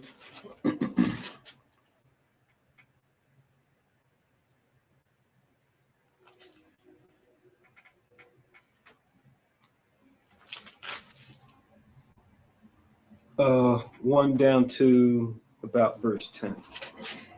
So 1 to 10. So 2 Samuel chapter 5, 1 to 10, you can parallel with 1 Chronicles 11, 1 down to about 9, is what we're reading right now. Once again, 2 Samuel chapter 5, 1 through 10, you can read together with 1 Chronicles chapter 11, 1 to 9. So 1 Chronicles 11 and 1, it reads, Then all Israel gathered themselves to David unto Hebron. Because remember, Hebron was a chief city in the land of Judah, right? It was actually a city of refuge as well, right? One of the 6 cities of refuge that was set up. That was where David was ruler at first for the first 7 years of his reign before he became a ruler over all the tribes, right? But at this time, this is just pretty much going into that transition time after his 7 years reign in Hebron, to where now he would transition over to Jerusalem to then establish that to be the chief city where they were ruled, because that had to happen too. Because I think before, under like King Saul, I think it was Manaim, I think was the city, right? Where Jacob saw God's host back in Genesis. I think that was like a chief place of rule during King Saul's reign. So it wasn't really like set in stone. But now, during the time of David, was when Jerusalem would be the place to be established as the chief city. As you read now, it's going to say it. But look at what they tell him. The other leaders of Israel, they gathered themselves with David in Hebron, the old capital city in Judah that he functioned out of. But they said, Behold, we are thy bone and thy flesh. So you read that in Genesis. You read that when Jacob met Laban after being sent by his mother to flee the face of Esau. And when they greeted each other, they said, bone of my bone, flesh of my flesh. So when you see that expression, right? Well, in the story, going back to Genesis, it says that, Adam was in a deep sleep and took the rib from Adam and then made the woman, right?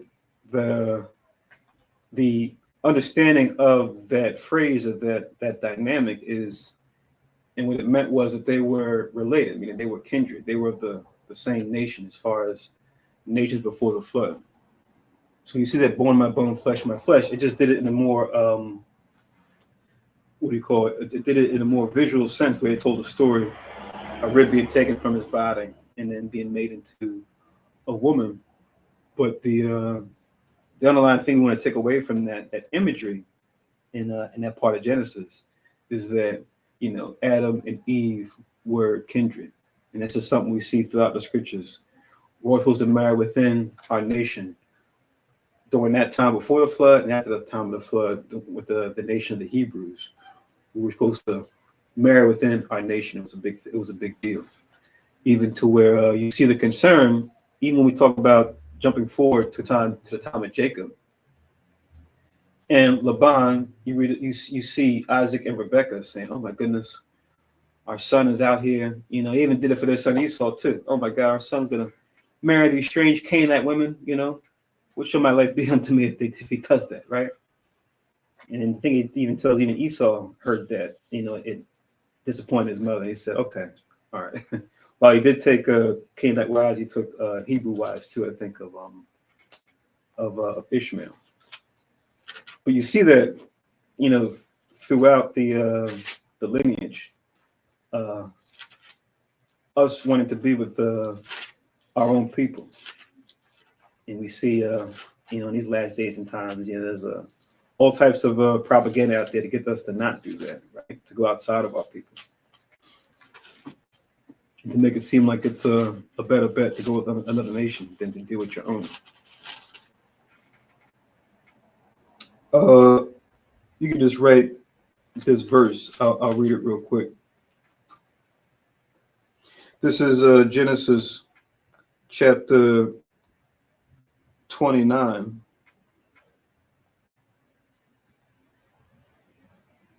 Genesis 29 and 13 to go with verse 2. No, I mean to go with verse 1 rather. So Genesis 29. And I'll start from verse 13. Once again, Genesis 29 and 13, it reads, "It came to pass when Laban," this was his mother, this is Jacob's mother's brother, so this is an uncle. "It came to pass when Laban heard the tidings of Jacob, his sister's son, that he ran to meet him and embraced him and kissed him and brought him into his house. And he told Laban all these things. And Laban said to him," as far as when you read above, him seeing Rachel, his cousin, who he hadn't seen in a while, right? But look at what Laban says to him, right? In verse 14. "Laban said to him, Surely thou art my bone and my flesh. And he abode with him the space of a month." As you read on, it's going to be a little bit longer than that, right? But look at what Laban tells him, right? He says, "You are my bone and my flesh." So when we said that, that's what that meant, meaning we're kindred, we're family. So Genesis 29, 13 and 14 to go with 1 Chronicles 11 and 1. But now 1 Chronicles chapter 11 and verse 2, it reads, "And moreover, in time past, even when Saul was king, thou wast he that led us out and brought us in Israel," right? Because remember, before him and David fell out, he was armor bearer, and then he rose to fame and prominence, reading 1 Samuel's, to where King Saul, he began to fear him, right? And fear his influence, even though he reported and answered to King Saul. And you see that throughout the years. David, even when given the opportunity to get, to get retribution against Saul, he would resist and even tell his men, "No, he's still the Lord's anointed," right? We shouldn't lay a hand on him. If he is to fall according to the Most High's will, it's going to be by his hand, not by ours, right? Another lesson you can take away from that too, right? As far as the mercy that he showed to Saul, even though he had the advantage to get revenge on him for literally making his life a living hell, having him live out of dens and rocks and be on the run for so long. Men of lesser character would have easily been like, "Yes, I got him. Now I'm gonna make him pay." But David wasn't like that. As they say in the world, he's built different, right? David was built different. He's not that kind of cat. Exactly. Mm-hmm. Like they would say in the world, right? Yeah. "And the Lord thy God said unto thee, Thou shalt feed my people Israel, and thou shalt be ruler over my people Israel." So Moses was already building them up, even though they fell out, him and Saul, already building them up, making him a champion under Saul, to where when the time came for him to take the top position, the other tribes were like, "Yeah, we know you. We fought with you before. We know your reputation and precede you. Yeah, no problem. We acknowledge you as king in place of Saul."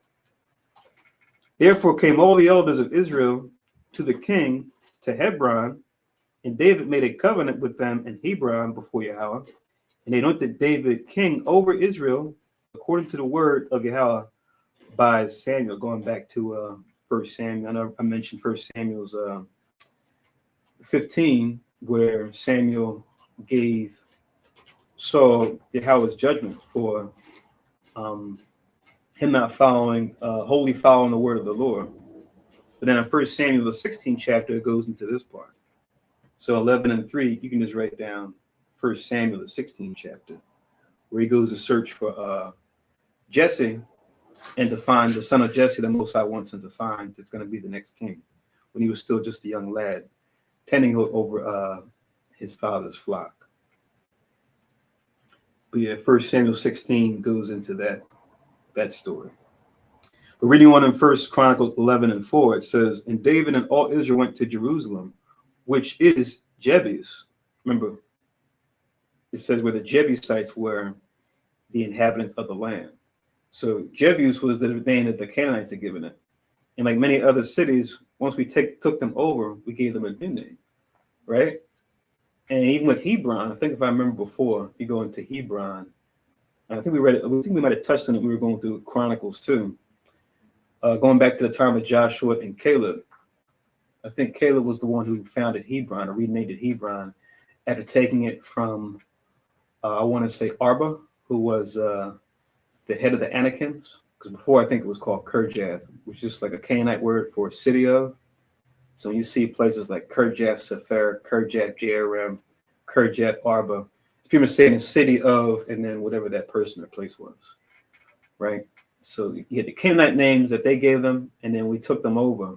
We will give them a new name. So Hebron was if you go back into history, was founded by Caleb, who was the top man of Judah at that time, right?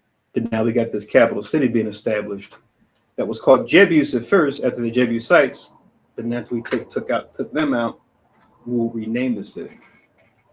As we're about to read. It says in verse 5, "And the inhabitants of Jebus said to David, Thou shalt not come hither.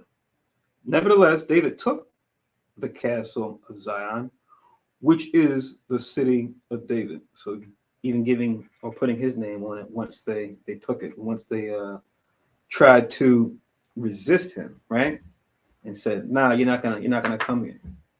So yes, the Most High left the nations, but left them there to prove us, to where some would take the knee and go, "Yes, we acknowledge you." Others will resist, right? Because the whole idea was to prove Israel, right? From the time of Caleb and Joshua, leading up even to the time of, right, we're talking about here, which is the time of Kings, the time of Judges coming to an end. But the nations were always there to be a proving ground or a test to see what we're going to do, right? Most of us always just have the nations fall into our hands. Sometimes you have it where we have to fight against them to show, yeah, we trust in the Lord, and we're going to make due diligence to fight against the enemies, knowing the Most High gave us commission to do so. It says in verse 6, "And David said, Whosoever smiteth the Jebusites first shall be chief and captain. So Joab, the son of Zeruiah, went up first and was chief," right? This is one of those sons of Zeruiah I was making reference to before, as far as David's mighties, right? And they were actually relatives too, because if I'm not mistaken, you go into Zeruiah, that was Jesse's sister, making her David's aunt. So Joab and his brothers, they were David's cousins. And I believe with King Saul, Abner was his cousin as well, when you go into their family tree also. Just a little, trivia if you were interested. But yeah, 1 Samuel 5 talks about this too. As far as David putting it out there and saying, whoever goes out there and kills them or this, it's yours, right? And it's, it's a nice proving ground to show, okay, who has faith enough and the will enough to go and do it.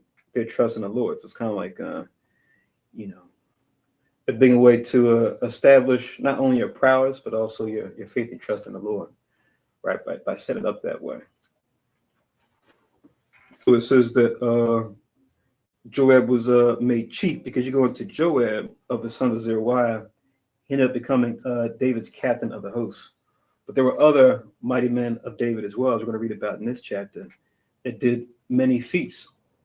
These different feats being things that we might even refer to as supernatural, right? Or above nature, as far as what, a man of normal peak strength would do, right? But just shows the faith of these men, and kind of creating like an environment of, men being encouraged, promoted in righteousness to show forth what they can do for the Most High's glory. You know what I mean?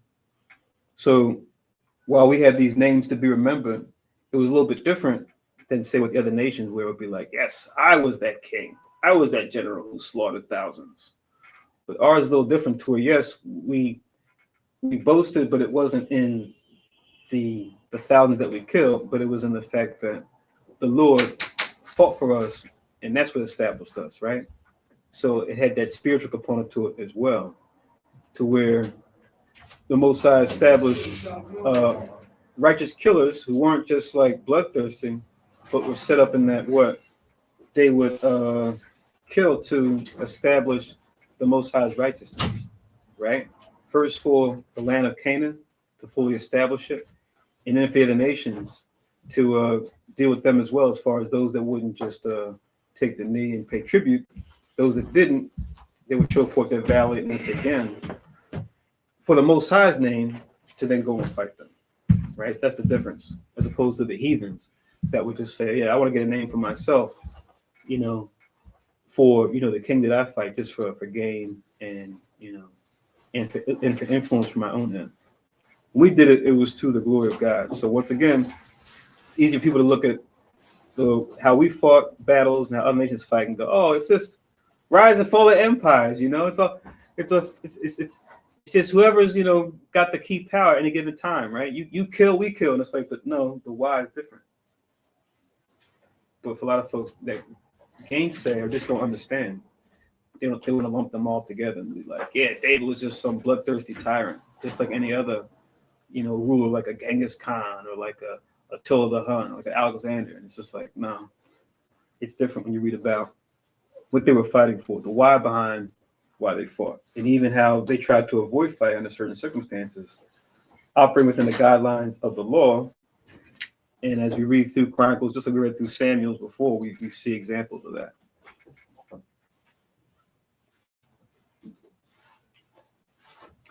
So reading on in verse 7, it says, and David dwelt in the castle, therefore they called it the city of David.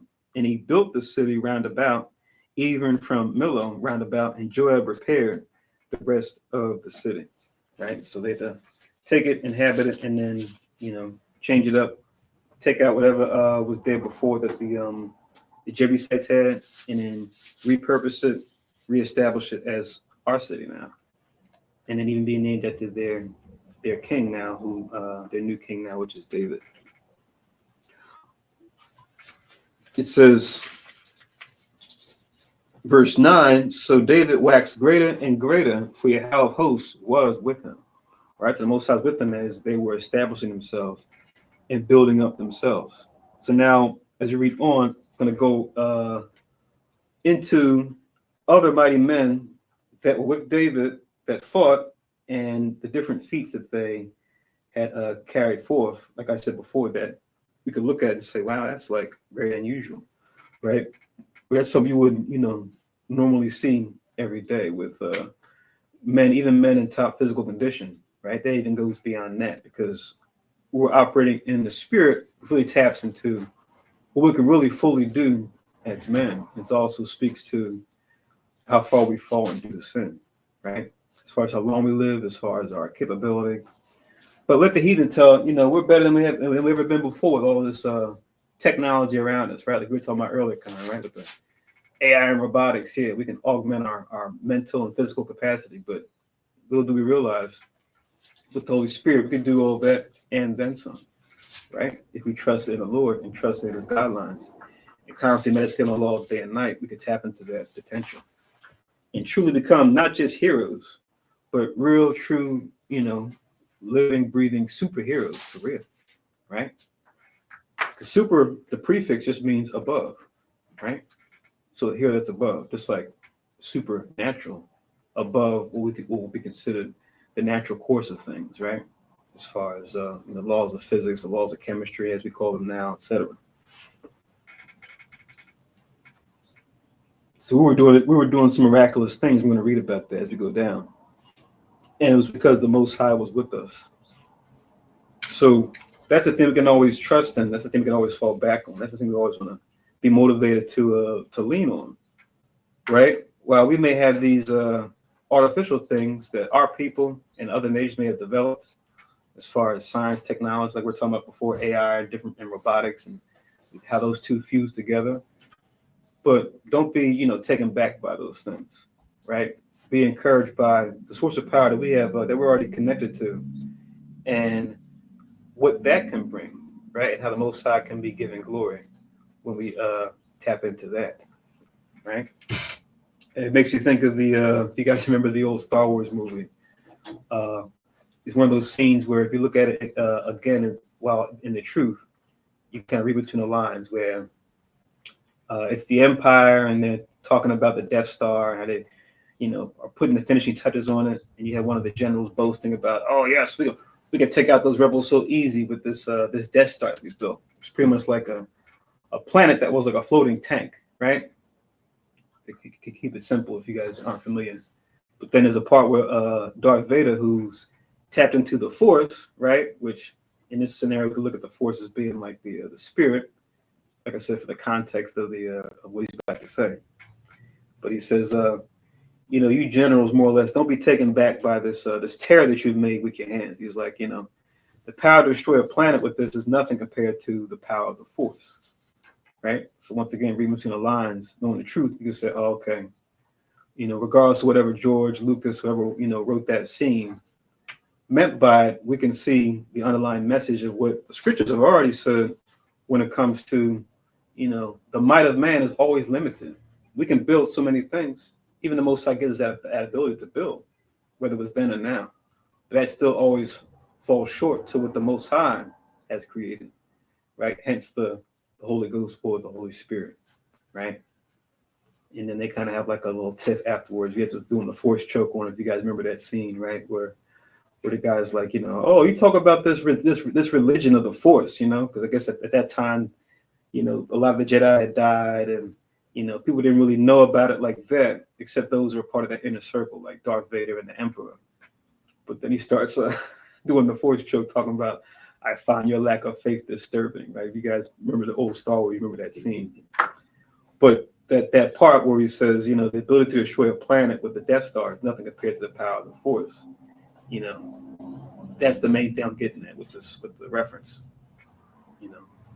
So apply that to even what we see today. All the things that we can invent and build, the Holy Spirit, they still are, light years from catching up. What the disciples were doing over 2,000 years ago with Christ still can't compete, or I should say, we're still far more advanced than all the medical technology, right?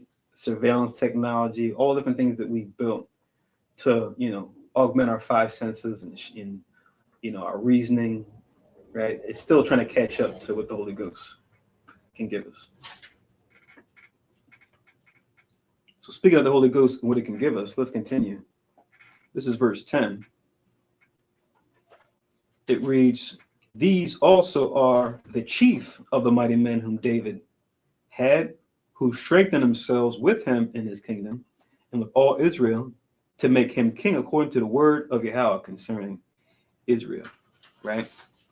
So this chapter going down from verse 10, chapter 11, verse 10, and it pretty much all the way down. You could just link it, and we'll touch on a couple verses here and there, but 2 Samuel 23, starting at about verse 8, and then going down. You'll see the parallels there. So 2 Samuel 23, 8 down, you can cross-reference it with 1 Chronicles chapter 11, verse 10 and down. But I'm just going to read a couple verses in chapter 8 as it pertains to some of these mighties. But I'll give you those verses in a moment. But just put that link first.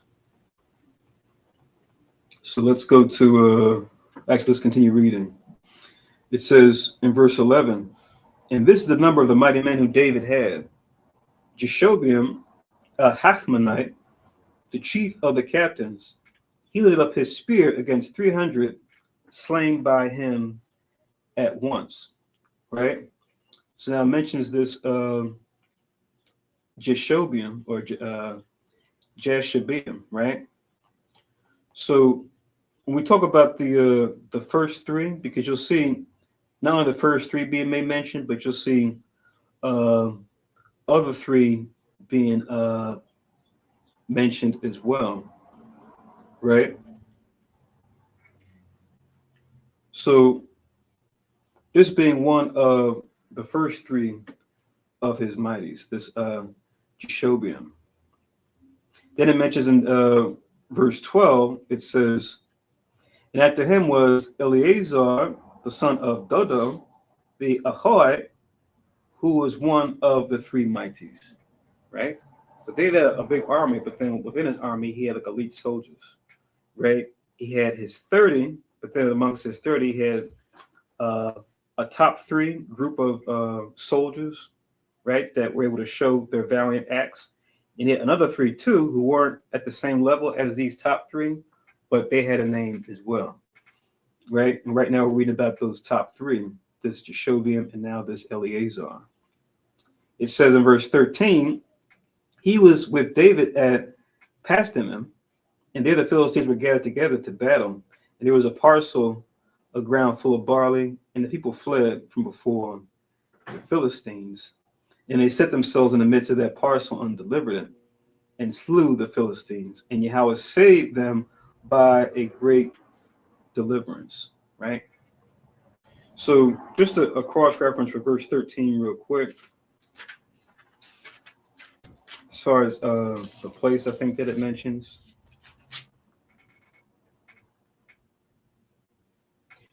You could just write down 1 Samuel chapter 17 and just the first verse to link with chapter 11 and verse 13 real quick. Once again, 1 Samuel 17 and 1. Just talking about that place. Because between Chronicles and Samuels and Kings, sometimes the spellings might be different, the names of people and places. But just to know, okay, when it says Pasdammim here, you go to 1 Samuel 17 and 1, it says, now the Philistines gathered together their armies to battle and were gathered together at Shochoh, which belonged to Judah, and pitched between Shochoh and Azekah and Ephesdammim. So this Ephesdammim is that same Pasdammim in 1 Chronicles 11 and 13.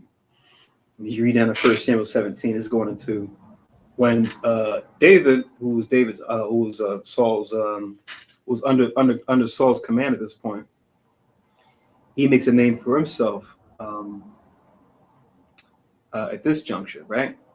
Had to go into Saul and getting and Saul saying, "Here, take this armor, take it with you. May the Lord be with you." And he said, "I can't do this. These things I haven't proven them."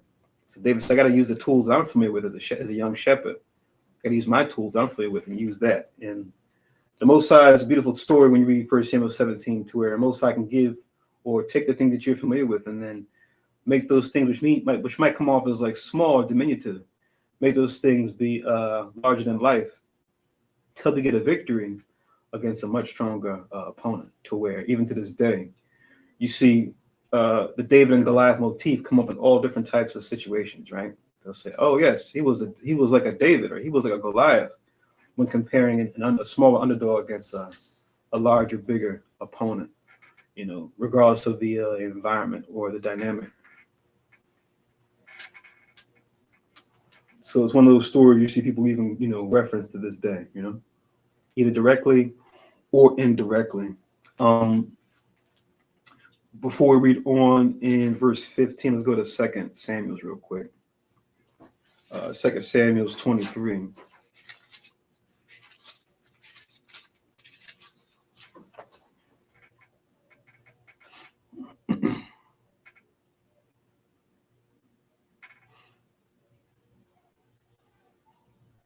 So 2 Samuel's 23, to go with those three mighties or Mightiests. 2 Samuel 23. So link this up with 10 to 14, just that little cutout. So I think this was 1 Chronicles 11, 10 to 14, because two are mentioned here, but I want to go to 2 Samuel 23, where we see the third one mentioned as well. So 2 Samuel 23, I want to start from 8. 2 Samuel 23, 8, it says, "These be the names of the mighty men which David had." It says, the Tachmonite, that was the Jeshobeam, right? In Chronicles, it says that he was a Hachmonite, but here it says Tachmonite. But you go into Hebrew, you'll see, okay, they both had the Cha in the beginning. even they might spell the English out just a little different. Remember, these names are just English translations from the original Hebrew, right? That sat up in the seat, chief among the captains, the same was Adino the Esnite, lifted up his spear against 800, whom he slew at one time, right? So even talking about different feats, right? Showing he did even more than one feat. Remember, even they mention certain feats, here it mentions 800, other place it mentions 300. Sometimes they even have feats that may not even be mentioned that they did. But it was known at that time, yeah, this guy, he's that dude, as they say, Put him right there, up there with David at the top. When it comes when you go to fight battles, you want to make sure that he leads the charge, right? And it mentions certain ones, but other ones, may not be mentioned. But the ones that are mentioned are going to pretty much let us know why these guys were picked. Read on to verse 9, it says, and after him was Eleazar, the son of Dodo, the Ahoite. He was mentioned in 1 Chronicles 11. It says, one of the three mighty men with David, when they defied the Philistines that were there, gathered together to battle. And the men of Israel were gone away. He arose and smote the Philistines until his hand was weary, and his hand clave into the sword. And Yahweh wrought a great victory that day, and the people returned after him only to spoil. See that? So that goes into a detail here that wasn't in Chronicles about him going solo dolo, as they say, against the Philistines. When the situation arose, right, he stepped up and took out the Philistines. It says to where after he got done slaying, it says that his hand clave to the sword. So it's like he was going to town these Philistines so bad, even after the smoke was clear, you see, the bodies, it was like he couldn't let go of the sword, right? Because his grip was so tight on that sword that he was going to town with these guys, taking these Philistines out, right? So just if you can kind of picture that mentally, like put yourself in that situation at that time, But it says, reading on in verse 11, and after him was Shema, the son of Agi, the Harite. So this third one wasn't mentioned in Chronicles, at least in the part that we read, but his name is mentioned here. It says, and the Philistines were gathered together into a troop where was a piece of ground full of lentils. It says, and the people fled from the Philistines.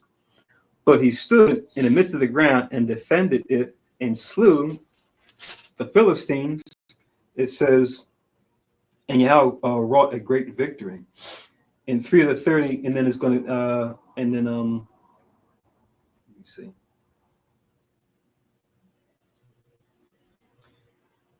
Yeah. So 8 to 12, and then there's also this story here too, from 13 down to about 16. Since I'm here, I'll just read it real quick, and we'll go back to 1 Chronicles 11. But this is just another story about these 3 top mighty that David had and what they did, right? Actually, 17. Sorry, 13 to 17. So 8 to 12 is one set where the 3 are mentioned, and then 13 to 17 is going into a particular story we can read and then just consider as far as what these 3 mighties did in a certain circumstance. So the stories we got are awesome, but just imagine the stories that we don't have written. That could be something maybe in the kingdom, right, where these men that are part of the 1/3, right? We could ask them. It might be some of us that are watching right now. We might be one of those men that we're reading about. We could say, man, what was it like? What else happened during those times, right? Or maybe Christ through the Spirit might just put it in us, where we might have an archive in our head, like a movie in our mind. We can just kind of see it, just access it, and be like, oh wow, that's what happened back then. Oh, that's who I was back then during those days. I was a soldier with lesser rank, but it's all good. I'm here in the kingdom. Or wow, I was one of David's mighties back then. I had no idea. Wow, I was the one doing this. Man, that's revealed to us, whether it's just talking about it or it just being shown to us, or a combination of both. That'll be a day, to think about the days going forward in the future of the kingdom, but also reminisce on the good times in this, these days that we're in now, wrought with all types of hardship and suffering. Thinking about Ezra now, where Ezra's just like, when is this going to end? Can we get into the kingdom now? I wonder how much we'll even reminisce on the whole time. It might just be a thing we know about, and it might even be a consideration. Like right now, we might think it might be something like, oh yeah, looking back to the golden days, when we were really out there kicking these nations behind, But in the kingdom, we might think on that, but it might even be that big of a deal, Even thinking about when we're delivering, since we're coming up on Passover, we'll still always revere the first Passover, but think about, going forward, the day of the Lord, how even that's going to outshine the glory of the Passover, which, arguably is like our most important high holy day that we celebrate, right? The Passover and the Feast of Unleavened Bread, giving that great victory the Most High wrought on our behalf, right? The day of the Lord is going to be a day, whatever day that is, whatever month, whatever day that is, that's going to be the last and final, well, I don't want to say final, but that'll be the newest holy day that we'll keep in the kingdom. And scriptures tell you that's going to be even a bigger event than the Passover. So, what does that tell you? It tells you, wow, I will remember the Passover, even the first one, and also certain great Passovers that were written about in history, like during Hezekiah's time, like during Josiah's time. But even the day of the Lord is going to be, even put those things kind of outshine even those days. To where the day of the Lord comes around every year in the kingdom, it's going to be like, well, it's the day of the Lord. Let's really celebrate, But what day and what month, we can't say. But when it happens, boys, are going to be something. Like I said, the closest thing we can compare it to is our first Passover and what happened on that. But this is First Samuel 23 and 13. I'm going to read down to 17. This is the story real quick. And the 3 of the 30 chief went down and came to David in the harvest time unto the cave of Adullam, and the troop of the Philistines pitched in the valley of Rephaim. Right, that cave of Adullam is important. Right, that cave of Adullam comes up a lot of places. If I'm not mistaken, you go back in history, that was one of the first places that David encamped when he was on a run from Saul, and the Most High sent certain men that were, it says, distressed, discontented, and I forgot what the third thing was, but it says that he became a captain over them, and there was like about 400 of them that came to him at that time, but it was in that cave of Adullam. And then Adullam even goes back to Judah too, if I'm not mistaken. Go back to Genesis. Adullam is mentioned there too, as far as Judah passing through there or being by there for one reason or another. But anyway, it says, and David was then in a hold, and the garrison of the Philistines was then in Bethlehem, right? Which we know Bethlehem will be a very important city for Judah going forward, especially given that David's family was from there, right? And the prophecy given to David about the Son of God when he would come, that he would be born in Bethlehem. Christ fulfilling that prophecy when he would come years later, as Joseph and Mary were from that town. I'm sorry, no. They went to go pay their taxes for their tribe in Bethlehem, and there was an inn there, and then Christ was born in Bethlehem that way. Because I think he grew up in Nazareth, but then due to that circumstance, them going to go pay their tax in the time of the spring when he was born, they were in Bethlehem going to go pay that. So that's how he was born in Bethlehem. And there was no room, so that they put him pretty much in a manger, or like the word says, manger, which means to eat in certain languages. It was like a cattle trough. So I guess they found one that was suitable enough where they could put the baby there after she gave birth to him. But yeah, just wanted to correct that. Apologies.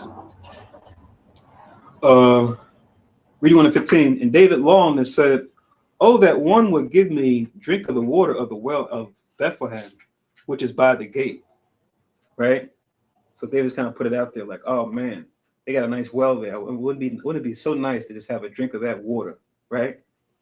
So it says, the 3 mighty men, when after hearing that, they break through the host of the Philistines, drew water out of the well of Bethlehem that was by the gate, took it and brought it to David, right? Just hearing David, just put that expression out there, Not to say they was really trying to, have them do that intentionally, but they took it upon themselves, just showing that love and respect they had for him, to go and give him that water, even though it was clearly them put themselves in danger, as we're going to read next, when David looks at the situation, how he responds to it. But just showing you how thorough these warriors were, where they broke through a fortified Philistine encampment at that time and got the water and brought it back. Just these 3 men, right?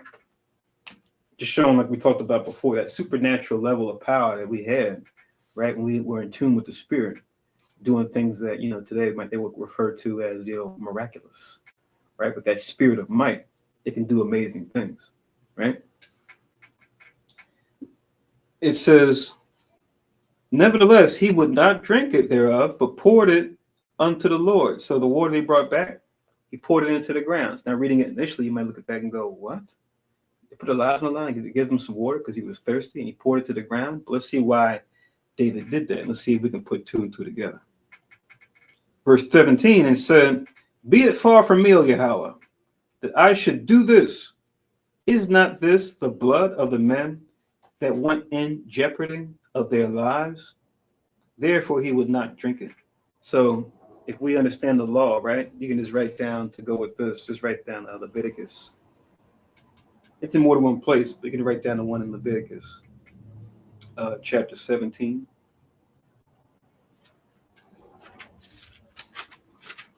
The main law you want to go to kind of breaks this down is Leviticus chapter 17.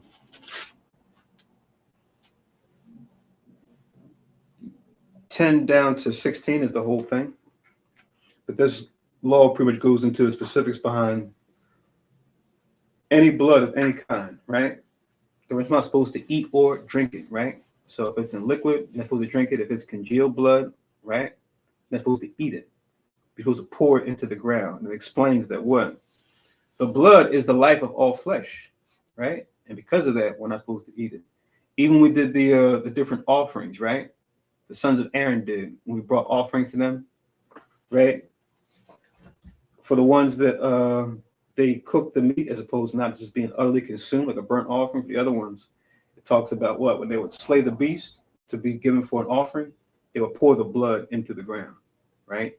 And then if they were to cook a part of it for consumption, like the wake breast or the heave shoulder, they would do that, but the blood they would remove, right? So we always make we'll make this joke pointing back to the scriptures. We say with our brother Esau, right? Going back to Esau and Jacob. When Jacob was cooking that pottage, you saw when Esau came back and was famished, he was ready to eat it before it was fully cooked, right? He said, give me that same red pottage, right? And you read in Hebrews, it tells you there was that morsel of meat that was making it red, right? Hence him being given the certain name Edom, which means red in the Hebrew, right? We always use that breakdown to show, when you look at Esau, generally speaking, right? Not all the time, but generally speaking, we see it's a thing with them to what? Like their meat with the blood in it, right? Like their meat to be cooked rare, right? And it's just like, well, damn, why even cook it at all? Whereas, with our people, we tend to say, okay, could I get it,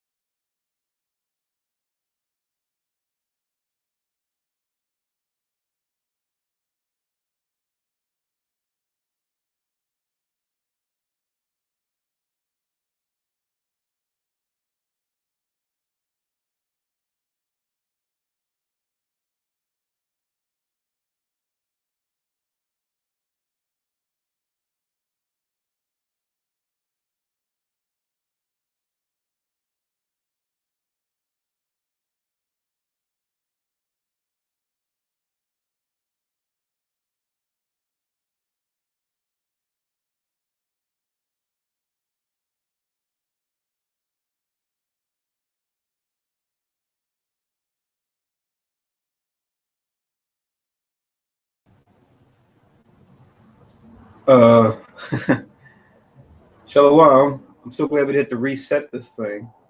Weirdest thing happened. The laptop just logged off and started loading something. Not sure why, but I guess you guys can still see us. I see we still got the viewers, so you guys didn't just say, "Oh, Sabbath's over, time to go." um. All right, so let's pick up where we left off. Mic looks good. Camera looks good. Okay, I think we're good. All right, so I was reading Leviticus chapter 17. I'm not sure the last thing you guys heard, but I'm going to start from verse 10 again. So this is Leviticus chapter 17 and verse 10. To go with First Chronicles 11. I'm sorry. I'm going to get this actually again in Chronicles. It actually links with two places, but I'm in 2 Samuel's chapter 23, 13 and 17, which actually links with 1 Chronicles 11. But we'll read it again in Chronicles. But this is linking with that. Leviticus chapter 17 in verse 10, it reads, "And whatsoever man there be of the house of Israel or of the stranger that sojourn among you, to eat any manner of blood, I will even set my face against that soul that eateth blood, and will cut him off from among his people. So punishable by death by eating blood. For the life of the flesh is in the blood, and I have given it to you upon the altar to make an atonement for your souls. For it is the blood that maketh an atonement for the soul," right? So it's life for life, right? Because our soul is what makes us alive. As far as our flesh is concerned, is the blood is what makes our flesh alive, right? So you lose your blood, physically you can't sustain, right? Unless some sort of miracle overrides the the biology. Yeah, that's it. We just read we read about Razzies, right? And Maccabees about it. Said when his blood was quite gone, jumping off that high ledge. Physically he was about to die, even though spiritually he was fully alive. Right. Also, keep in mind that what the brothers brought to David, it wasn't actually actual blood. Oh, I didn't get there yet. I'm going to get there. Don't worry. So let me read on, right? It says, verse 12, "Therefore I said unto the children of Israel, no soul of you shall eat blood, neither shall any stranger sojourn among you eat blood. And whatsoever man there be of the children of Israel, or the stranger that sojourn among you, which hunteth and catcheth any beast or fowl, that may be eaten, ye shall even pour out the blood thereof, and cover it with dust. For it is the life of all flesh, the blood of it is for the life thereof. Therefore I said unto the children of Israel, ye shall eat the blood of no manner of flesh, for the life of all flesh is the blood thereof. Whosoever eateth it shall be cut off, and every soul that eateth that which died of itself," that's kind of going into something else, but related. But you get the idea. So I know Kahan was trying to connect the dots, which I might have taken a while to do, but I read this to go along with what David is doing here symbolically, in that since they put their life on the line, like he said here in the statement, he's comparing the water they brought back to him as though it's like the blood. Like you would offer blood that you would eat when you eat something like that you would offer, right, as an offering for God. So it was a symbolic gesture as far as him pouring the water out, as if it was like the blood of their lives, given they put themselves in danger. Just three of them against the whole Philistine encampment. So that was the reason behind it. But without someone knowing about the law concerning blood, I'm not supposed to eat it, it almost could come off as ungrateful if you don't understand what the concept behind drinking blood and what the Most High intended the blood to be when it comes to the physical world, the creation. It could come off as, how inconsiderate, why would he do that, right? They granted his wish at their own expense, and that's what he does. Right. Also, another connection is when people work, right? When people work, you should not abuse them. For example, if you take people and put them into slavery, make them work, and they don't get paid, that's similar to you using their blood in vain, because it's their energy, right? Because they have to work, and then they have to replace that energy, right? And your dollar, the money that you make at work, you hear the expression where people say, so this is my sweat. Blood, sweat, and tears. Yeah. Right. So when you work, you're supposed to get paid because you pretty much exchange your energy for that, whatever is considered as currency or monetary.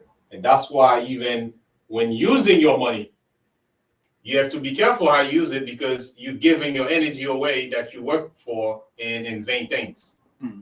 For example, if you work, you can't be buying stuff above your means. It's like you're giving your energy away, right, to the same, power that be, right, that's pretty much oppressing you. So all that goes into give your energy away because it's an exchange for your energy that you get for what you get paid. Come. Absolutely. And that definitely connects what we're seeing here to where we see these mighty men, they were willing to do it for David. Right. And then David, in appreciation, poured the water out. Because like you said, you're not just supposed to just abuse those that you have command over. You're supposed to appreciate, not only do you take your life importantly for their sakes, they take their lives importantly for your sake too. It's like an exchange, and willingly fighting for him, not out of fear, but out of love, and his love for the Most High, right? And all their love for the Most High. So it was actually a way of him showing appreciation. But that's an excellent point that you made. Let me go make sure I'm finished the 2 Samuel's, and I'll go back to Chronicles and kind of read the story again. 2 Samuel 23. I'll read that part real quick again, and we'll go back to 1 Chronicles 11. So verse 17, it says 2 Samuel 23, verse 17. And he said that he is David, be it far from me, O Yahweh, that I should do this, meaning drink the water that his 3 mighty men brought back.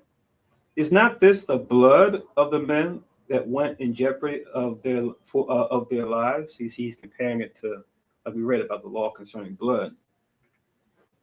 Therefore he would not drink it. These things did these 3 mighty men, right? So once again, it was water, but he poured it out as though it was blood because they put their life on the line to bring that water to him.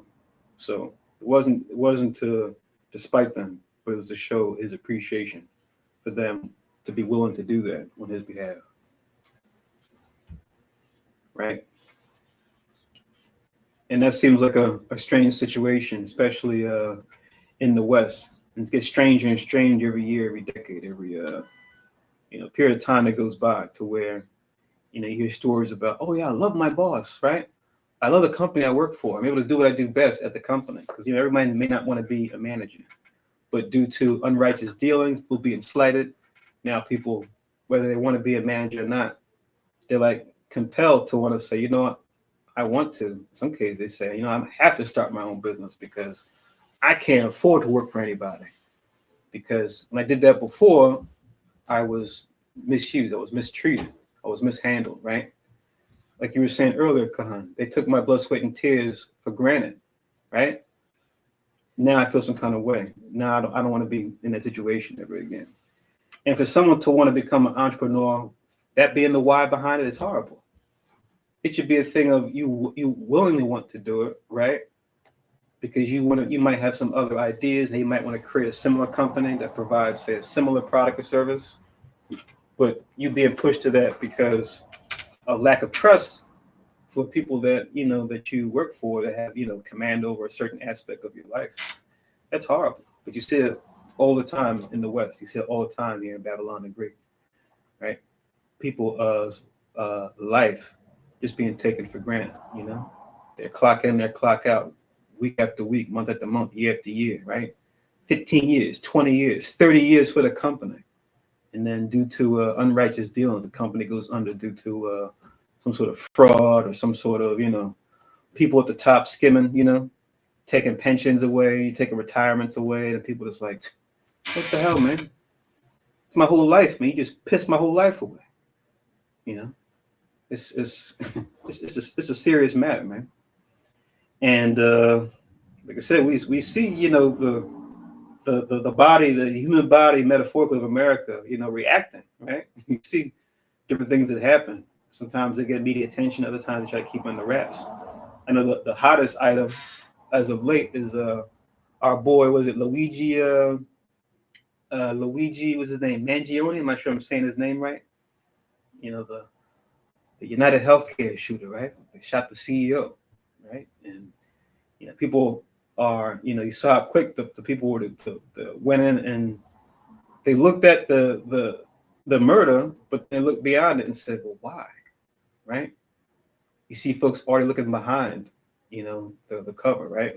As much as the media wanted to say and wanted to humanize the United Healthcare CEO, which, yeah, he was flesh and blood. Yeah, he had a family. But you saw people already went to the other side and said, yeah, but why did he do it? Right? How many lives did he end? Right? How many families did he leave without a father, without a mother, without a son or daughter, by telling them, no, you can't get this coverage on this procedure that you need, right? When it, in some situations, could have been provided. Maybe a lot of situations, right? Let the folks that work at United, speak on that.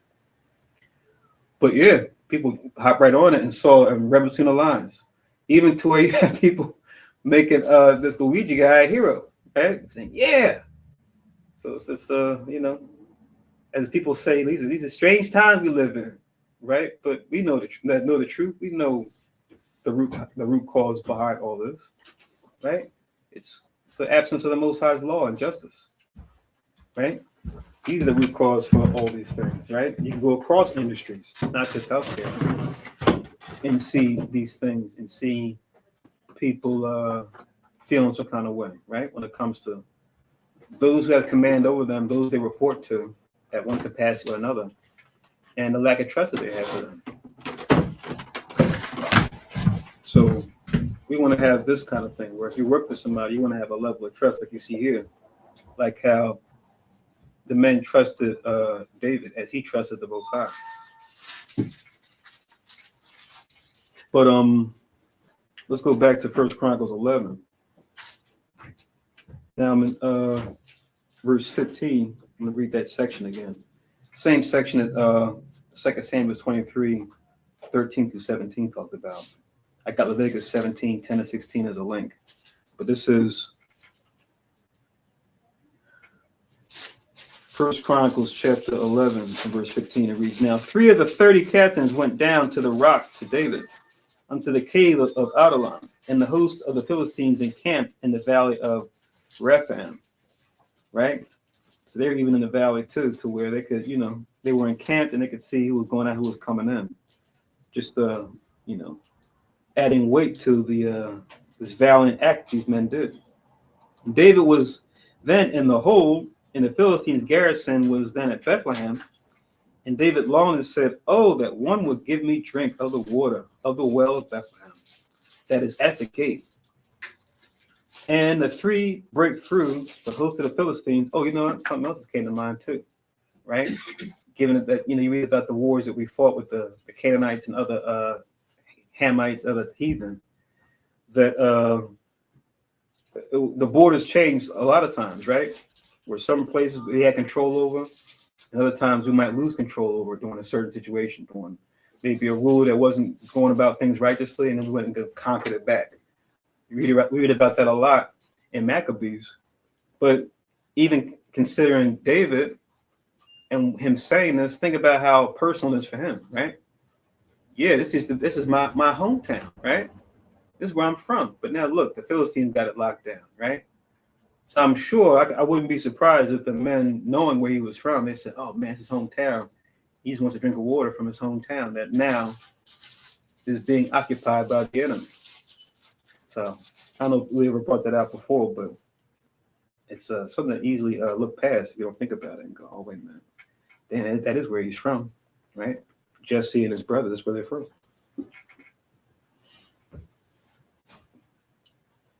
It says in verse 18, and the 3 break through the host of the Philistines and drew water out of the well of Bethlehem that was by the gate, and took it and brought it to David, but David would not drink of it, but poured it out to Yahweh, right? Like we read in Samuel's. and said, my God forbid me that I should do this thing. Shall I drink the blood of these men that have put their lives in jeopardy? With the jeopardy of their lives, they brought it. Therefore, he would not drink it. These things did these three mightiest. So we just read that story twice. 2 Samuel 23, 1 Chronicles 11. But now reading on, this parallels 2 Samuel 23 as well. But let me just read on in this about these other notable men of David's army. It says, and Abishai, the brother of Joab, right, one of the sons of Zeruiah, he was chief of the three, for he lifted up his spear against 300. He slew them and had a name among the three. Of the three, he was more noble than the two, for he was their captain, howbeit he attained not to the first three. So what we're reading here is pretty much David had like two groups of three, right? He had like a top three, and then like another three that were like, I guess you could say MVPs as well, right? So anytime we see this, not until the first three, those are the three we read about already, right? The Jashobeam, Eleazar, and then Shalom. So let us know that Abishai, Joab's brother, was pretty thorough too, right? I think Abishai was one of those ones. He could kind of rear it in to a certain extent, but Joab, he would follow through. If he wanted to have his way, he would find a way to get you. And you know, he got Abner, and he also got another brother named Amasa, who was a mighty man as well, and got them with guile, right? And that became a stain on Joab, because we know he did great mighty works on with David to set the kingdom up, right? Even functioned, when it came functioned as a ruler in certain matters when David wasn't able, but that bloodthirstiness ended up becoming a thorn in his side and a blot on his record, right? We read his story. But if we go through Chronicles, we'll get to that story again. We did Kings, when David was going to give the reign over to Solomon, and he gave Solomon the unfinished business that he needed to take care of before he went to his grave, Joab being one of them, right? So Abishai, I think Abishai, you read about him on many occasions. Like I think it was when they found Samuel asleep. Remember, and then they could have easily taken him in his camp out, but he said, "No, we'll just give a signal to show we were here, and we showed mercy." But Abishai, I think, was the one on the side saying, "David, you got it, right? Take him out, right?" Both sides working with us. He said, "Hold on, he's still the Lord's anointed, right? We'll give a symbol to show we were here, and we could have did it. We could have killed him, but didn't." And then Saul knew when he arose, and he cried from a distance. At that point, they were already far away. We couldn't get to him, and he was like, "Oh, alas, David, my son, David, my son." It was like a weird back and forth, where Saul knew, in his right mind, yeah, David, he's like a son to me. I love him. That evil spirit, It was like one note, he's like, "Oh, David, my son," and then it was like blink his eyes, and he's like, "Oh, David, I gotta get him." It's like the double-mindedness, But God forbid that happened to any of us, because the Most High could deliver an evil spirit to us if in knowledge we don't follow His will, right? Most High could potentially do that to any of us. We have the grace, but at the same time, even in these times of grace, us growing up in the foolishness, even that grace can run out. Most High can decide to send us back to the world, Yeah. But let me read on. It says, verse 22, Benaiah, the son of Jehoiada, the son of a valiant man of Kabzeel. So he even comes from valiant men, right? So he had his own pop to look up to and say, "Yeah, Pop, I want to be a valiant man too. Oh, David's the new king. I'm gonna do my thing." Benaiah is gonna come up later too, because he's gonna end up being Solomon's captain of the host, as you read later on after David dies, and then Solomon becomes the new king. Benaiah, I believe, is going to be just like Joab was David's captain. Benaiah is going to be Solomon's captain. But Benaiah was doing his thing even during David's time back then, right? So the stage was being set for him to take on even that higher role later on. But he was doing his thing even at this time.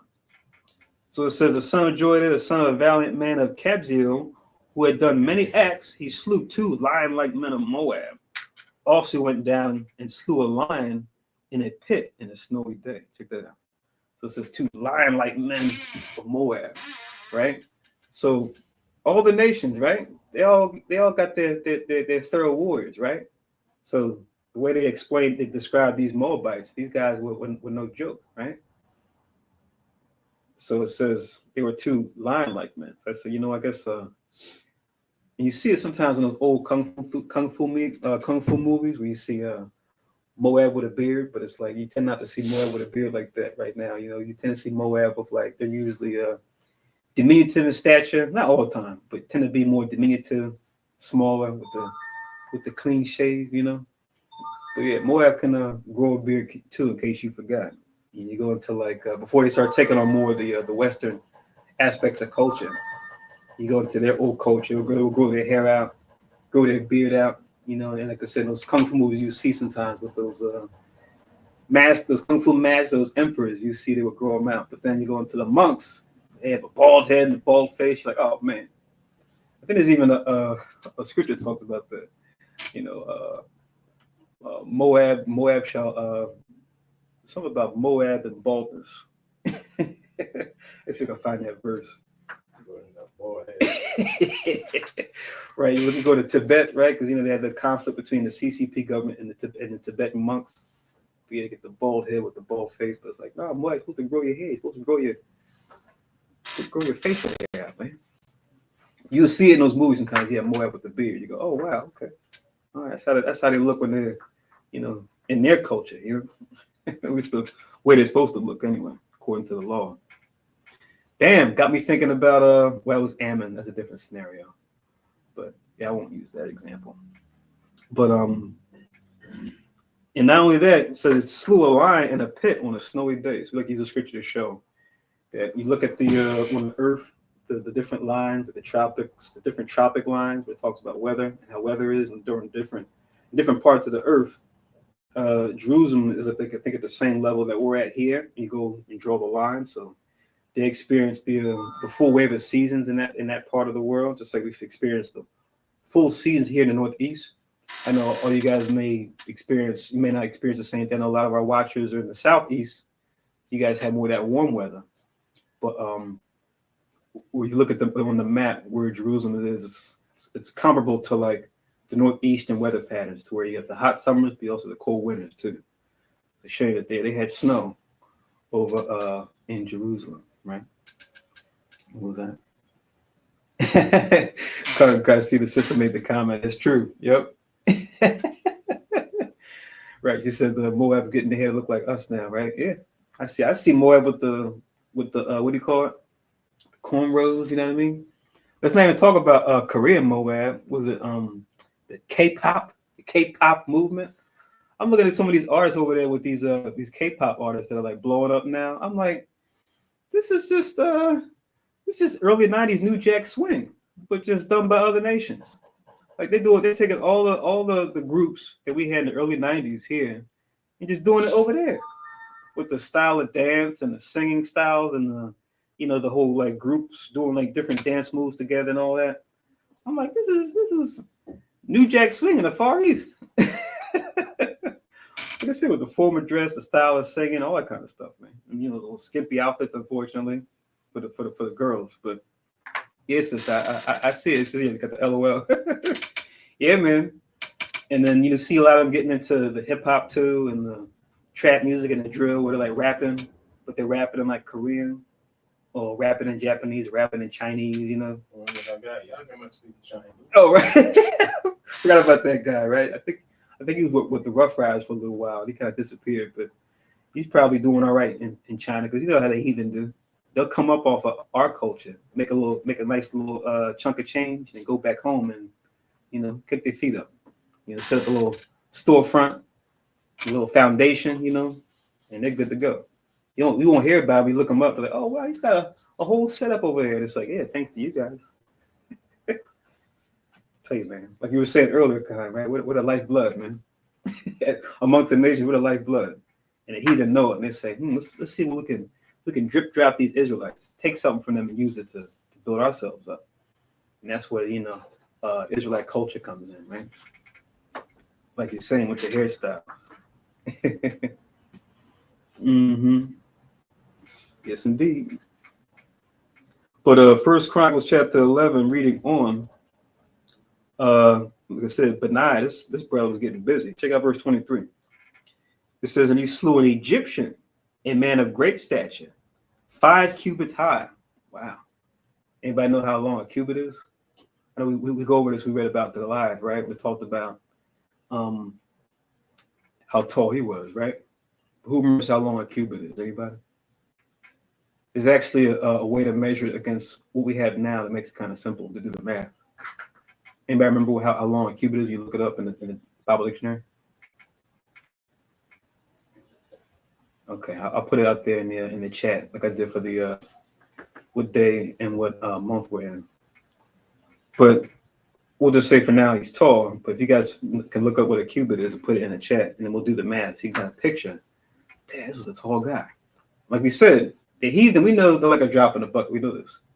But the Most High, when he made the nations, he set us to be in the middle, in the midst of these, like to be that speckled bird, like it says in Jeremiah, in the nations surrounding us.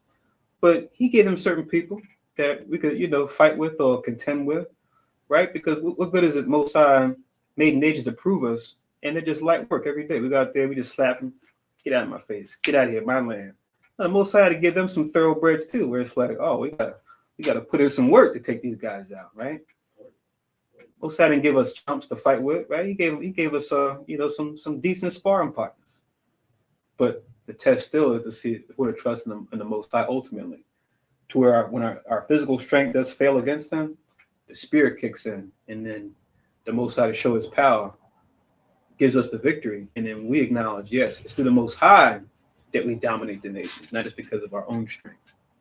And then, like we're reading about here during David's time, you saw it during Joshua's time, and we see it during the time of Judas Maccabeus too, where we got to showcase this power and strength. Oh, the elder, I didn't want you to. I wanted somebody else to guess it. I know you knew. Right. So he's right. It's Now, how many inches? 57 millimeters.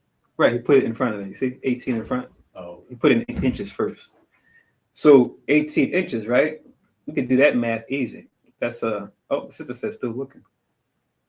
He said, oops. It's all good. It's all good. So 18 inches is pretty much a foot and a half. So we know 12 inches, right? Foot.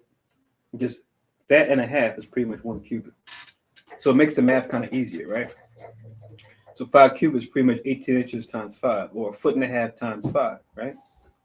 So we do the math, you figure out that guy was pretty tall. I think that door came the prop behind you, the door. oh, Yeah. But so him being 5 cubits, I think even Goliath was even taller than him, but still 5 cubits is no joke, right? We talk about like NBA players and how big they get, right? And oftentimes with the NBA, you got tall people that are kind of lanky, right? Not all the time though, but these guys, they were not just tall. Like these guys were built for war too. They weren't just some string beans out there, I remember back in the day, Manute Bol. Everybody talked about Manute Bol, that Hamite basketball player. Said, "Dad, Manute Bol, look how tall he is." Remember, running up and down the court. I said, "Man, Manute Bol," but he was like kind of lanky, but really tall. These guys were tall, but then it's like Goliath. He was tall and jacked, just like this Egyptian guy. So it says he slew an Egyptian, a man of great stature, 5 cubits high. Right? It says. And in the Egyptian's hand was a spear like a weaver's beam, right? So, if you're not familiar with the profession of weaving, right? It was like a big machine they would have. They would kind of pull, string off it and then weave it. But it's pretty much let you know the size of this. The spear he had was a big size spear. If you did that weaving profession, that equipment is, it's not like it's something you got to work a little bit to transport or move around. And he went down to him with a staff and plucked the spear out of the Egyptian's hand and slew him with his own spear. So Benaiah went down with a staff, and then him kind of going toe to toe with him. He was able to pluck the spear out of his hand and then kill him with his own spear. Right? Kind of makes you think of David when he had the sling, hit him in the forehead, he fell back and then got his own sword, pulled it from his sheath that was on his body, and then took his head off. So yeah, so imagine being there, or imagine being Benaiah doing this, right? It says, these things did Benaiah, son of Jehoiada, and had a name among the three mighties, right? But then again, what does it say in verse 25? Behold, he was honorable among the 30, as far as the bigger group that he had, as far as David, the 30, but he attained not unto the first three, and David set him over his guard, right? So you have two groups of three that are like up at the top. You have the big three mighties, and you have another three that are like notable too, when you read about them. So it wasn't DEI. Right. You earned your keep, right? It wasn't just like the brother. I'm sure you brothers and sisters heard his brother said wasn't like DEI, right? Where it says give you the job because you check off the boxes, right? No, it was you show forth your valiantness and you show forth your skills as well as your faith and your trust in the Lord. Your valiant acts are things that set the stage for you, where it's like, oh, okay, you did this, all right, cool, you get this position, right? Kind of makes you think of they probably got it from the scriptures that that movie Riddick. They had the second one where they were fighting against these guys called what are they called? They're kind of like the Roman Empire in the future, but it was like this saying they had called "You keep what you kill," right? That was like the necromongers, right? So they had some weird thing with like death and rebirth, whatever. But that was like a watchword that they had the people in this movie, this Riddick movie with Vin Diesel. That you keep what you kill. So, if you wanted to have a name amongst them and move your way up, you showed it through, like we hear in the scriptures, your valiantness in battle and combat. That's a good incentive, though. Yeah. The more you kill, the more you keep. Can't beat it, man. And it won't be a question like, oh, okay, he's thorough. I can trust him with certain responsibilities, certain things, And it's funny because we talk about the whole men taking many wives and things like that, and brothers read those scriptures, but you look at it, it was like those men that did that was they could earn their keep. It was usually after a great victory, right? Where they got spoils of war where they could afford it. Now, whether or not they were, righteous when it came to judgment, the hope was that you would have both, because the idea is, a judge isn't just skillful in the battlefield, but he's supposed to be skillful when it comes to civil matters too, to be able to handle matters, right? And that's what you had, at least for our judges, going back before the times of the kings, where they would judge Israel for a certain period of time, right? Whether it be 10 years, 20 years, or longer, right? So it couldn't just be, skills in the battlefield, but then you also had skills when it came to small and great matters, to where you could be in a position to, deal with more than one woman. But even in the law, it talks about, for the law of kings, to be careful when it comes to that. Most I didn't give a cap. I know in Islam they say only 4, up to 4, right? No more than 4, right? That's what they say in Islam. There's no specific law for how many wives or how much silver or how many horses.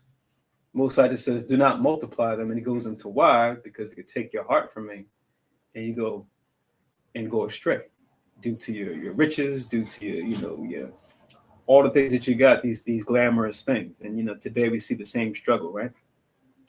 Money, cars, women, right? Whereas in the law, it was horses, gold and silver, wives, right? Right. That's why it's hard nowadays when brothers or sisters, they get money before they get spirituality. Mm-hmm. It's hard to get them back. Right. Because they think, listen, everybody's looking for money. Everybody's looking for resources. Mm-hmm. That's what you're looking for, right? I got it already. So what can you teach me? Right. Yeah. That's the attitude. That's true. That's true. And then he has situations where they might be at a congregation Israelite congregation or even like a so-called Christian congregation, and you might have a member of the congregation that may, you know, or members that may have a successful business or businesses, and then they might threaten the bishop of the church, who may not be as well off, but maybe has like a certain ability when it comes to minister, and it's just like, listen, we want you to do things our way. If not, we'll take our tithes away. We won't donate anymore. Right. And if it's a fledgling church, the bishop may respect that person and be like, oh, don't leave. Okay, whatever you want, as opposed to, you know what? All right, let me stand on business, take it in stride. The Most High bless me some other way. Right, to that point, when we were in Egypt, Alexandria, right, prior to us, mess up in Jerusalem, under the Egyptian, when in the Seleucid dynasty, right, when it split. Are you talking about the Ptolemies? Yeah, the Ptolemies. Yeah.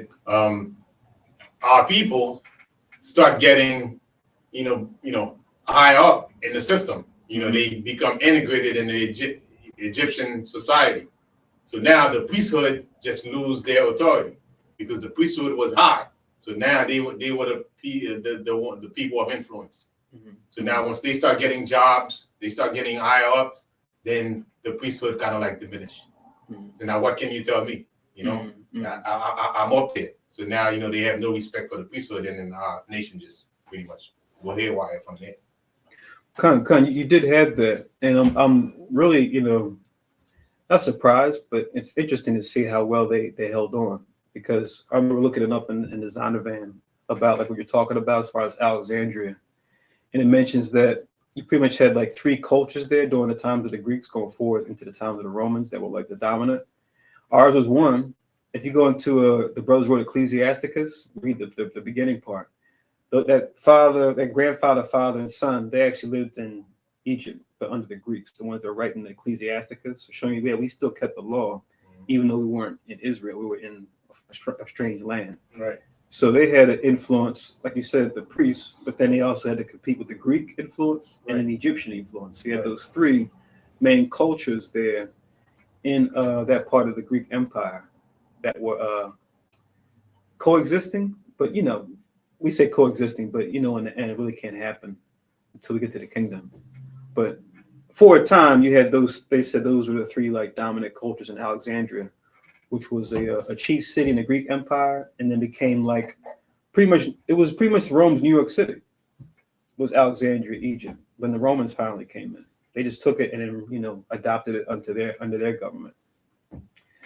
That city in Antioch was a big city too, named after Antiochus. So they named the place after themselves. Let me read this real quick before we finish up, because we just have a bunch of names coming up next. But let me just read this real quick.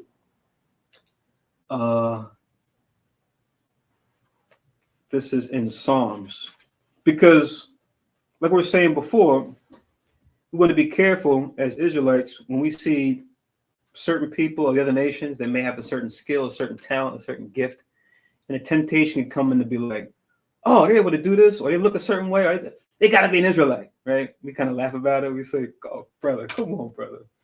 That so-and-so is Israelite because of why? If we can fight, Right. Right. Let me read this scripture real quick, just to show, listen, the nations are a drop in the bucket. We know this, right? We know that speaks especially to their value spiritually, because they worship idols, which are, like Paul said, nothing in the world. You worship nothing. What's that make you? Easy.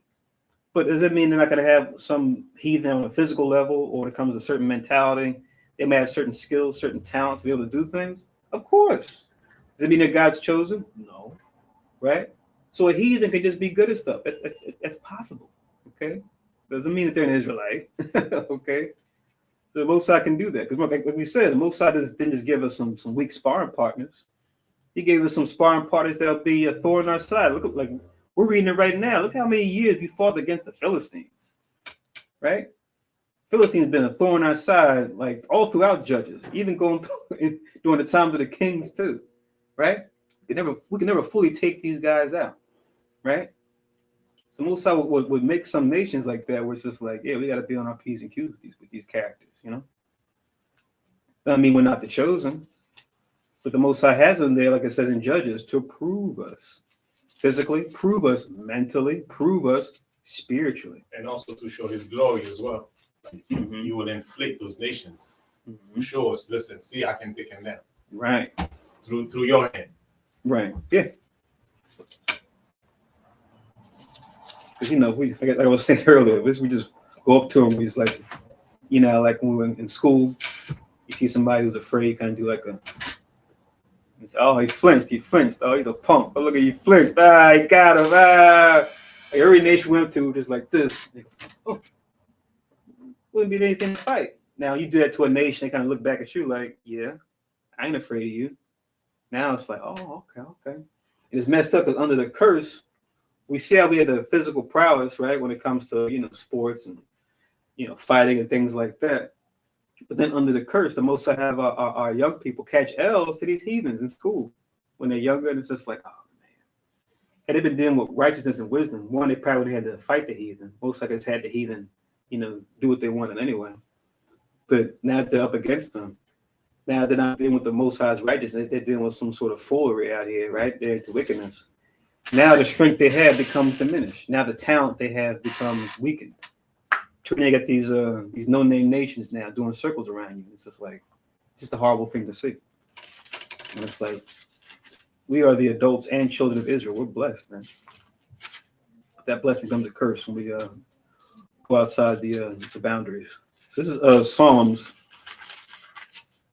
Psalms 87. Only 7 verses, but I just want to read it real quick before we finish this up, because this next part's gonna be pretty quick. It's just going through the names of the other mighties that didn't have as much of a name, but they were still had a name when it came to David's army. So this is Psalms 87 and verse 1, right? It says, "His foundation is in the holy mountains." I think Benjamin likes this one, right? Don't they say this in some of their songs? His foundation is in the holy mountains. I'll let any Benjamin watching they can chime in on this verse 1. Is he on? I saw him say Shalom earlier.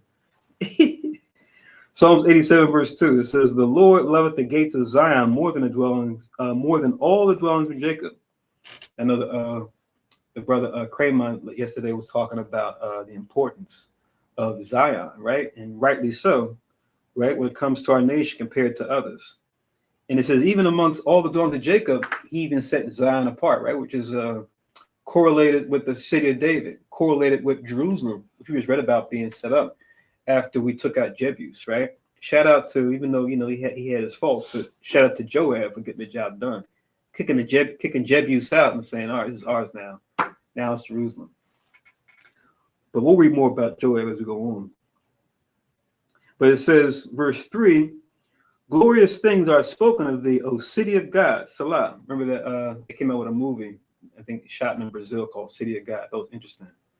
It's called City of God, but it was talking about, I think, Rio de Janeiro. You see like our people, you see like the Deuteronomy 28 on our people down there that are down in Brazil. But when folks knew the truth, you see the title, you go, oh. Do people realize it's not just in a religious expression, right?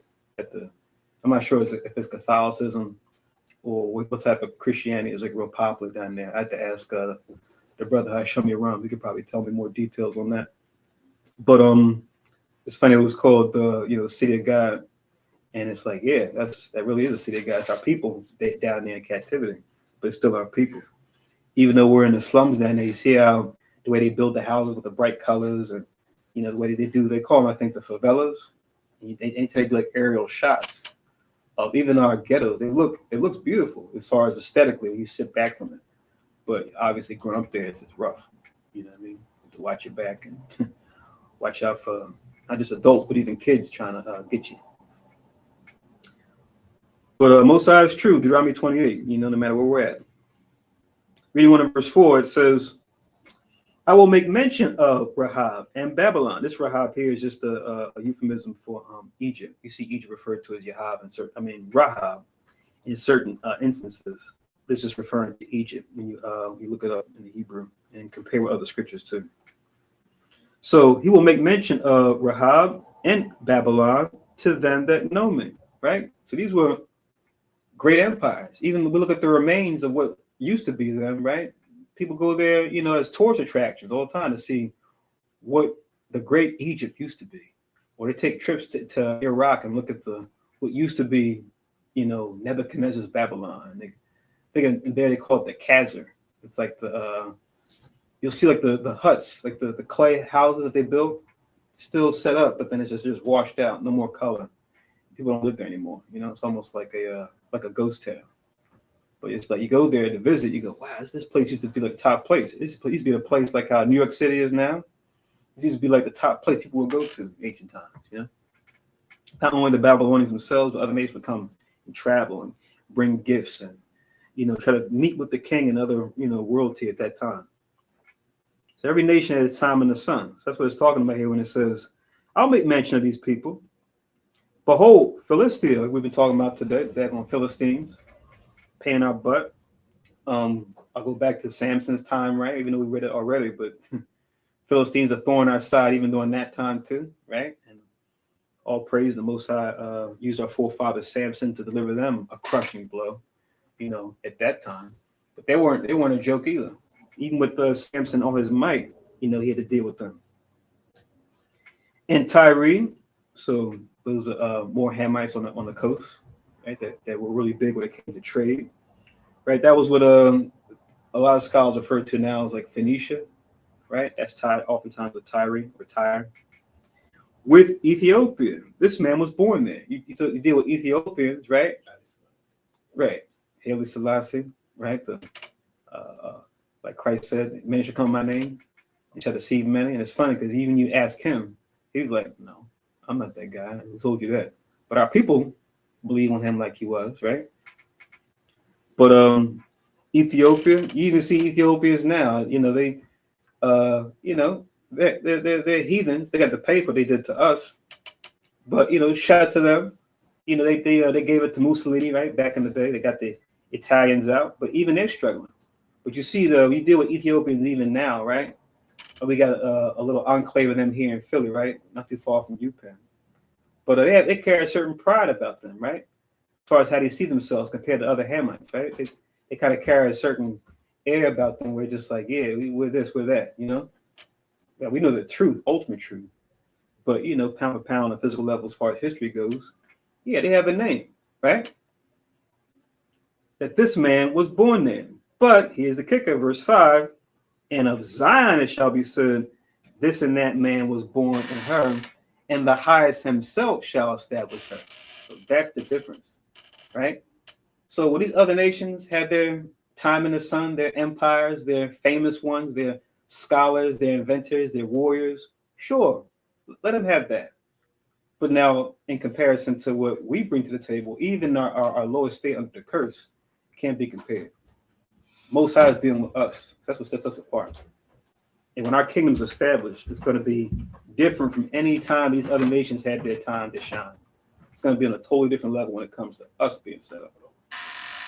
So that's the difference. Verse 6, Yahweh shall count when he writeth up the people that this man was born there, Salah. So they're keeping records on us, right? Esau might try to lose our birth records and have us dig and search and reach out to Dr. Gates and say, Dr. Gates, can you do a lineage on me, right? Where's my ancestry come from? But at the Most High and the angels, they're keeping count of who we are. We may not know what family come out of through this captivity, but the Elohim, they're keeping track of everybody, especially us. They know exactly what family we come out of. You talking about a huge database? Yeah, already in the third heaven, right? Now in the world, they have names for this. You talk about the New Age people. They talk about the Akashic records. Stargates. Yeah, Stargates, the Akashic records. Past life connection. If you sit down and meditate, you can connect with higher dimensional beings who can tell you who you were before and show that you're a star child. All this little goofiness. But that attracts a lot of our people who don't really know the scriptures and know who we really are. But yeah, watch out for that. But yeah, in real time, the Most High is keeping account.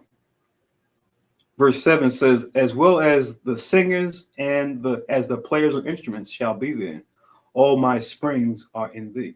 See, even on a carnal level, when it comes to musicianship, I got you. right? Everybody knows when it comes to Israel, across the tribes. Judah gets a shine a lot of times for all different music genres in America. We go throughout the Caribbean, Central South America, all these different music genres, right? That we throughout our tribes produce, right? So even that he's calling that out here too, but oftentimes we're only looked at as, to quote my brother Yal Kanan, run, sing, dance, and play, Negro, right? He says, as long as you run, sing, dance, and play, you're good to go. You do anything beyond that, you got a problem. But Israel can go beyond that, because when it comes even to the STEM fields, right? We get to talk about it for a month, according to Esau, right? During February. You go on to all these different inventors. They keep coming out with new and new inventors and innovators, right? That were our people, right? Every year they find out, oh, they cover this person, they cover this brother up over here, they cover this sister up over here, they innovated this, or they came up with that. You find out every year more and more folks just add to the list.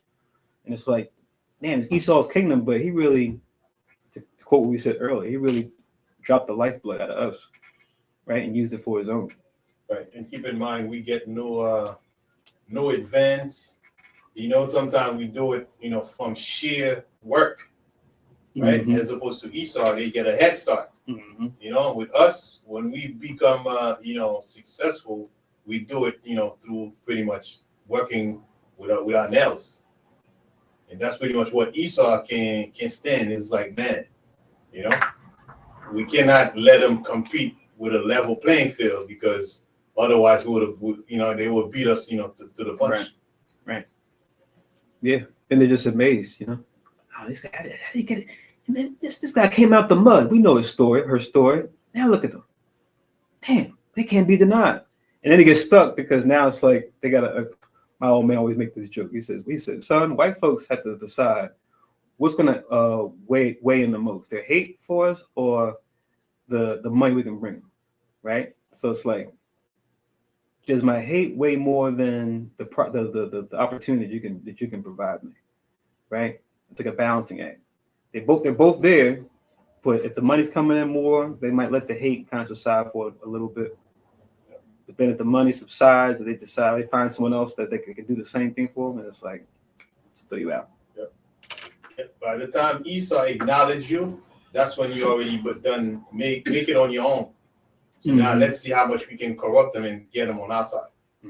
Give it a little, as brother said. I know some brothers said they actually got visited by Esau on a sneak tip with the blank check.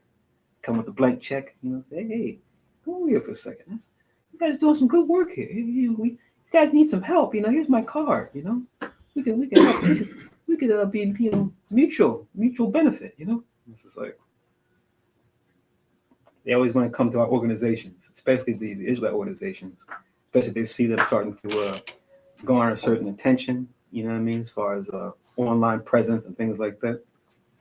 They come with that blank check. See if they can bribe you. But yeah, back to 1 Chronicles 11.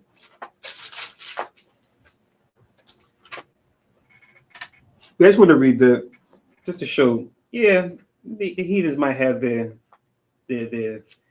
notable ones. Let them have their notable ones. But when compared to us, there's no comparison.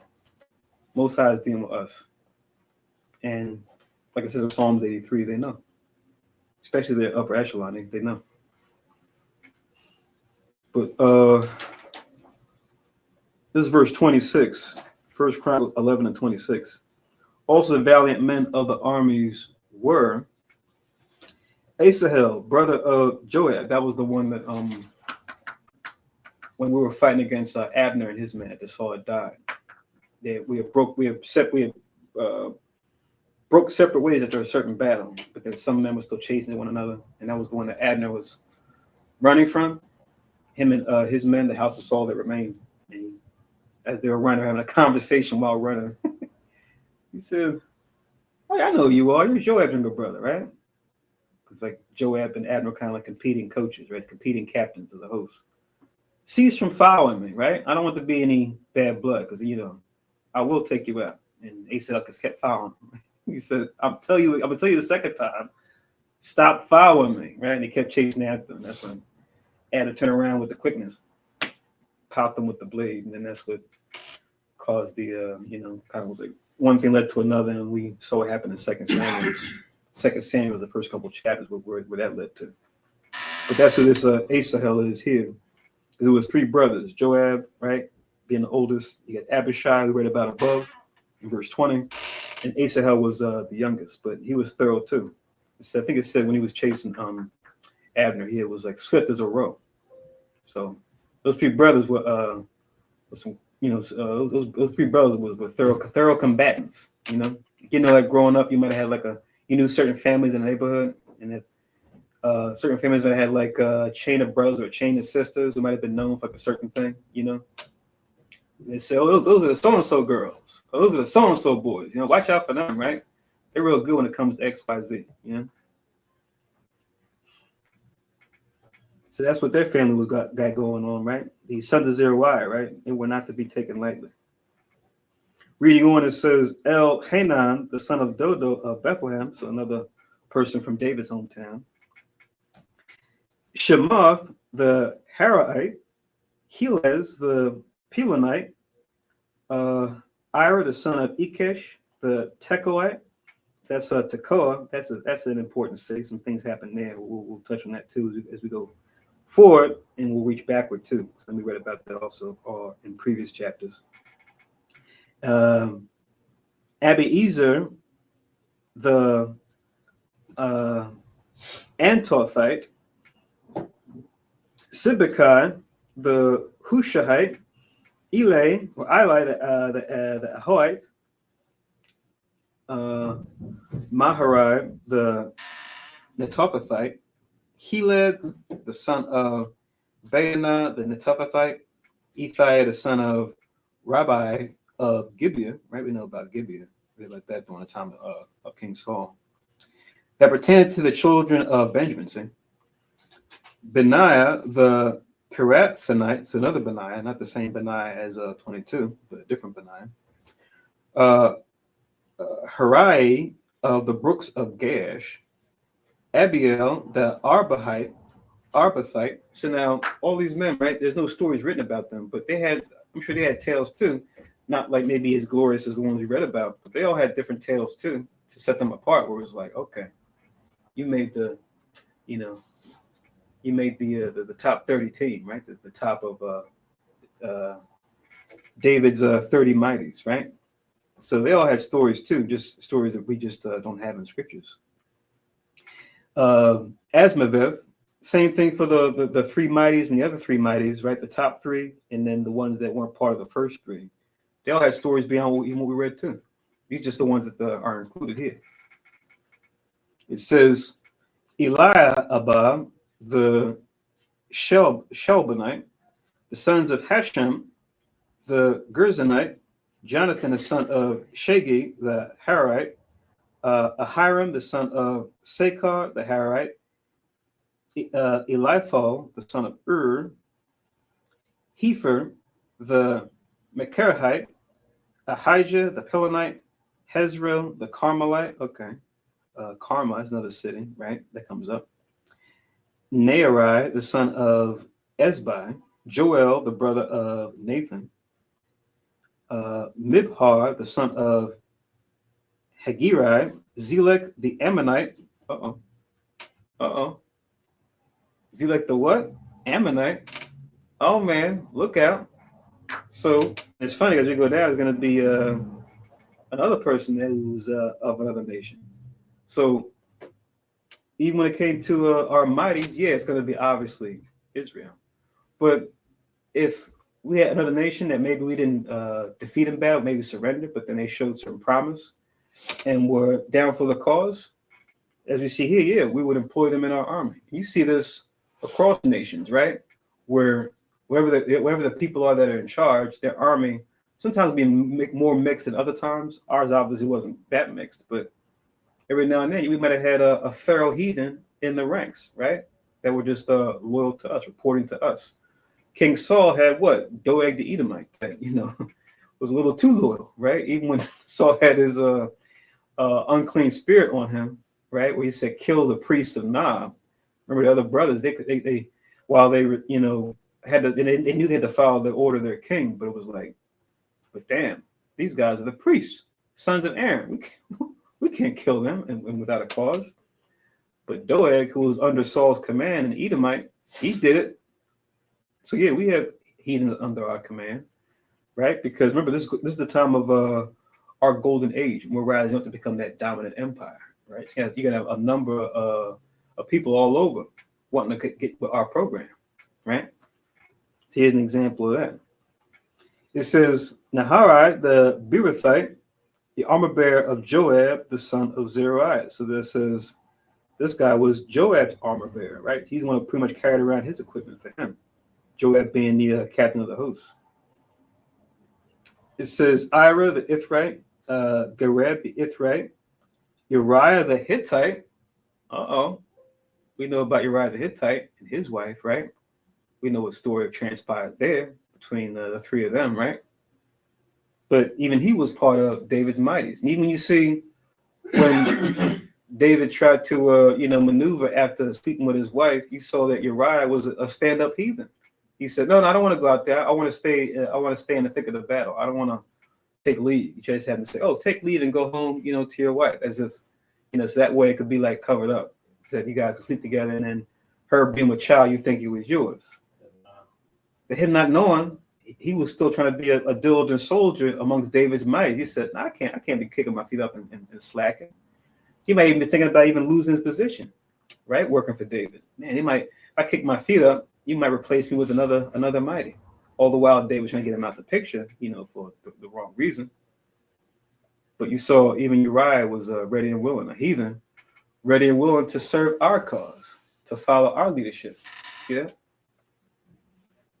So Uriah the Hittite is part of these 30. Zabad, the son of Ahalai.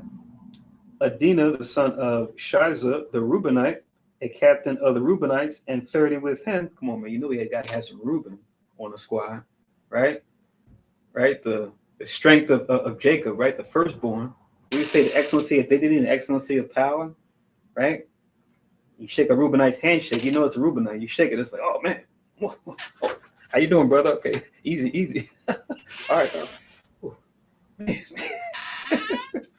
I mean that figuratively and literally from experience. I might share that story another time, but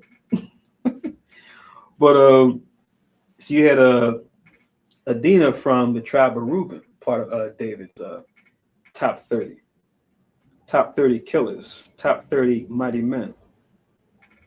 So this is a captain of the Reubenites and 30 with him. So check this out.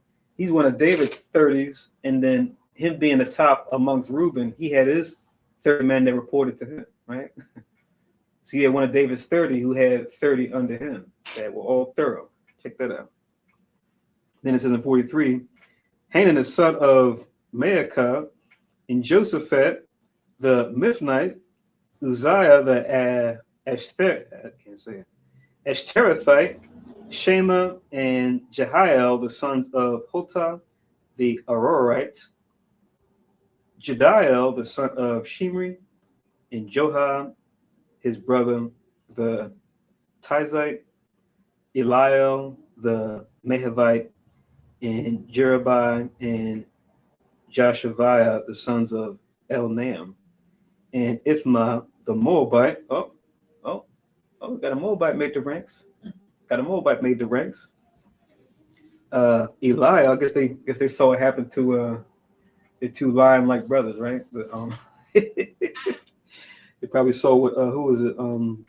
They saw what Benaiah did to the two lion-like men of Moab and said, "Let me see if I can enlist with these guys. It'll kill me in the process, right?" It says Eliel and Obed and Jasiel the Mesobite. So some of these were places where they lived. Some of these were going into their nationality where they came from. But yes, this is David's dirty 30, if you will, right? Right? His 30 killers. Now remember, we make a difference between murder and killing, right? While all murders are killing, remember all killings are not murders, right?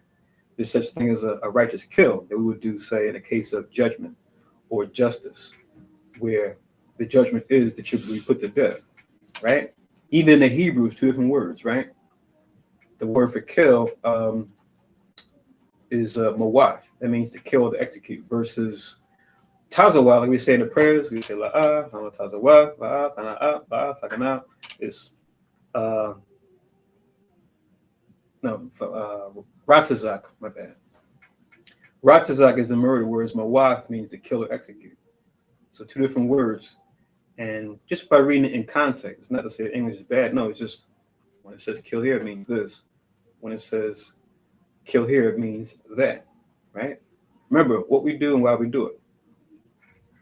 But we'll make it end here. But I had a little too much fun with these two chapters. Hope I didn't keep you guys too long. How are we doing? Okay. Between 3 and 4 hours. Okay, we'll make an end here. Oh, Salakia, all that time, folks, on the phone, I was muted. So when the phone line, when the live stream dipped out, I muted the line for a moment because I wasn't sure how long we had to like reset the live stream. But folks that were just on with the mute line, doing it pretty much when the screen cuts out, you can just get the rest of those scriptures or the breakdowns on the video feed. But my apologies, I forgot to unmute it. I just saw Gabar's message.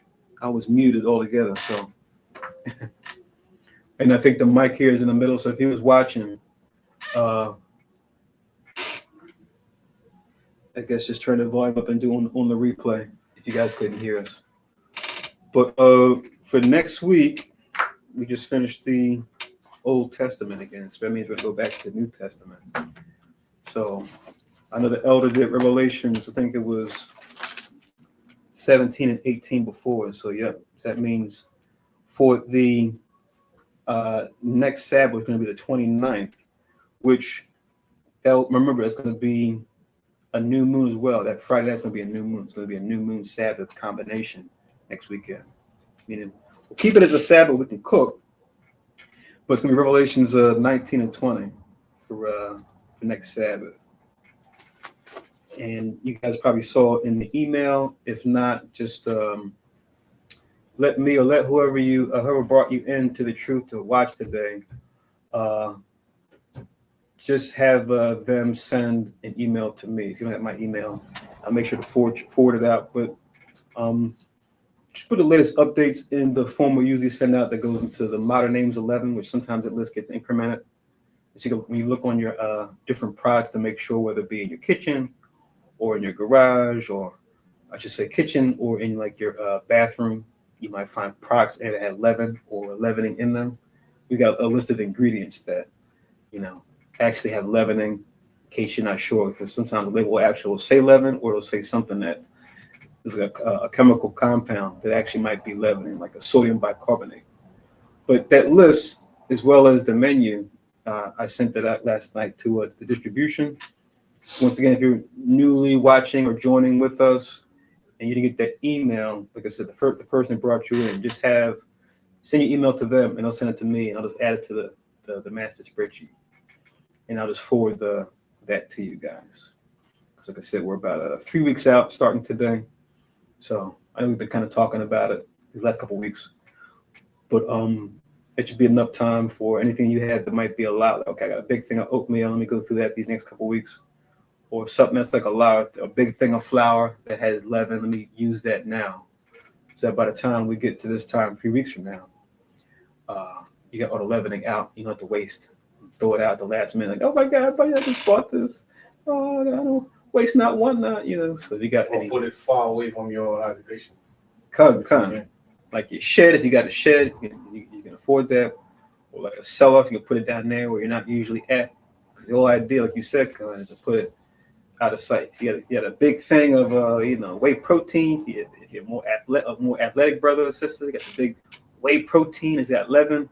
Make sure you next couple of weeks you go through that thing of whey protein, unless you have somewhere to put it, because think prices are going up. People are gonna be. You don't want to get gain weight in 2 weeks. Stuff all that thing in there. I finished my whey protein. Hey, brother, you got big. Yeah, man, I had to finish it, man. I didn't want to waste it. So you gotta make sure you go through it, And anything you're buying, of course, is make sure, try to make sure it has as few ingredients as possible. That should be a thing, I think, throughout the year. It's just a good practice. Anytime you see something that's got like 3 to 4 or more ingredients, I would say 4 or more, it's just like, you might look at that thing kind of sus. Usually like 2 to 3 ingredients is like, okay, I'm in a sweet spot. Especially foreign stuff you cannot even pronounce, Yeah. Bromine, diethylide. And then, like I said, the key areas you want to check are the kitchen and the bathroom. Those are the key areas, right? And it's, ironically, it's probably where we spend most of our time, right? When we get home, right? Either in the kitchen or in the bathroom, at least besides the bedroom. But those are two key areas of your house or your dwelling that you want to make sure, you need baking soda or certain types of toothpaste or certain types of deodorant, you want to make sure they don't have any leavening in them. But it's beautiful with us being compelled to read the label to keep this holiday, because you begin to learn, if you didn't know already, about other properties of processed foods, deodorants, etc. We're just like, you know what? Unleavened bread feast notwithstanding, I shouldn't even be buying this stuff. This stuff has parabens? You get these deodorants that have parabens and other minerals in them that you don't even need for fragrance. It's just like, why is that in there? Now you got like I was saying before, Esau versus Esau. You got pro-health Esau when it comes to products that'll go against the elite Esau wants to poison us. And their own people will push back and go, yeah, we want products that don't have this, that don't have that. Even start their own companies, right? That, like you said, they got a head start. They go to mommy and daddy and go, I want to start a company, but I want it to be, no parabens deodorant. Or I want it to be, what do you call it? Gluten-free this, gluten-free that, whatever health they want to push. So I just say, if it's lawful and if they're removing certain things, then use that. Especially for the sisters. Yeah. With the breast cancer and stuff like that. So. Yeah, exactly. If they tie those two together, but then you have people come out and say, well, correlation is not causation, just like they do with vaccines and children that end up being on the spectrum for autism. They'll say, well, correlation is not causation. To kind of push back so they don't have to be accountable. It's like, listen, I don't want to take my chances. I'll stay away from these products, especially for the little ones, but really for everybody. So yeah, it's a great learning experience, just going through the pattern of exercise. You find out a lot of things, even like I said, beyond 11, where you're like, oh my God, this isn't this, this isn't that. Let me find an alternative. Let me try something else instead. So yeah, a few weeks out, y'all. So most times we'll talk to you guys next week. But before then, we'll see you guys during our class, which is time to do our what do you call it? Time to do our housekeeping. Get it? Housekeeping. So we keep Passover. Time to do our housekeeping. So let me change these banners here so you can see what's what. So below now I have our class time, which is every Tuesday and Friday from 7 to 10 p.m. Our number being 667-770-1085.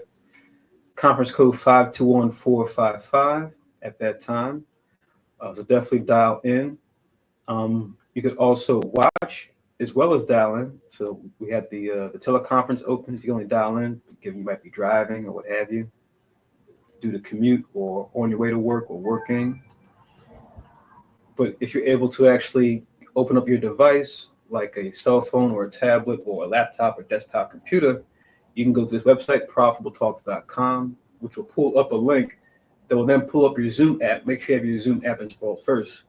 It should bring you right in as long as you're logged in with like a Gmail or a different type of account. If not, just make sure you have an email that you can log in with, where you can watch us interact that way through the Zoom interface. So we do that while we do the teleconference.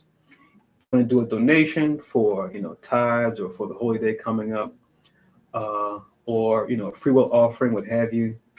This is our physical address. If you want to send like a check or money order, and some of you guys will reach out to us and ask us certain things have come through, and we'll confirm it with you guys that yes, we did receive it.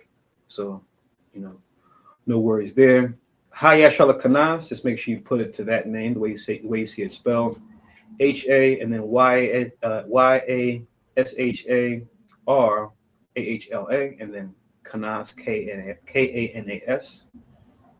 3826B, Germantown Avenue. If you don't put the B, it'll still find its way here. Philadelphia, Pennsylvania, 19140. All right. And then if you wanted to do a donation online over the internet, we have paypal.me/HYK12. That's us on PayPal. And also, if you want to Zelle something to us, like I said, a donation for like a holy day or tithes or a free will offering or what have you, 646-620-7378 is our number at Zelle if you wanted to donate that way. Please like and share the video as it improves our viewage on the algorithm, which is a good thing, but also can be a bad thing because now they're coming for our old videos now and saying, you have an issue with this video published way back when. We got to drop the video. But, what can you do? Especially after the Iranian video. But continue to like and share the video so that other folks can be informed and become aware as we and other brands of Christ reach out to edify more of our people, at very least with the warning, right? That we are the real Jews, that we're under a curse from God for breaking his commandments. And that the only way we can come out of this lower state is by keeping these 2 commandments, by following Jesus Christ. Like we said earlier when we first started, right? At least let's get our people to get the warning. And we know all won't take heed, but for those that do, we can just feed them further, right? And give them the milk once they get settled in, right? But we got to keep putting that warning out there so that all Israel can hear it, right? And I'll read this verse and we'll close out. This is what Christ told us. So we might say, man, I can't wait for Christ to come back. We could argue and say Christ is wherever he may be in the third heaven or whatever he might be up to. As far as we know, he's on the right hand of God, but could he have done something before, could he do something before he comes back? God knows. But Christ could argue and say, you're waiting for me. I'm waiting for you. I have to read this verse as a motivator. This is Matthew 24. Matthew 24 and verse 14. So Matthew 24 and 14 reads, and this gospel, remember gospel means good news, of the kingdom shall be preached in all the world for witness unto all nations, and then shall the end come. Right? So it was a motivator in 2 ways. One way in that it lets us know that there's still work to be done. We still got to spread this gospel, and also lets us know that it can't be so-called Christianity because everybody done heard Christianity, right? You got the Catholic Church all over the place, even in remote islands. You got Jehovah's Witnesses all over the place, Seventh-day Adventists all over the place, et cetera, other denominations, Baptists, right, Methodists. Christ would have been back already if that was the real gospel. That should let us know that can't be the true gospel.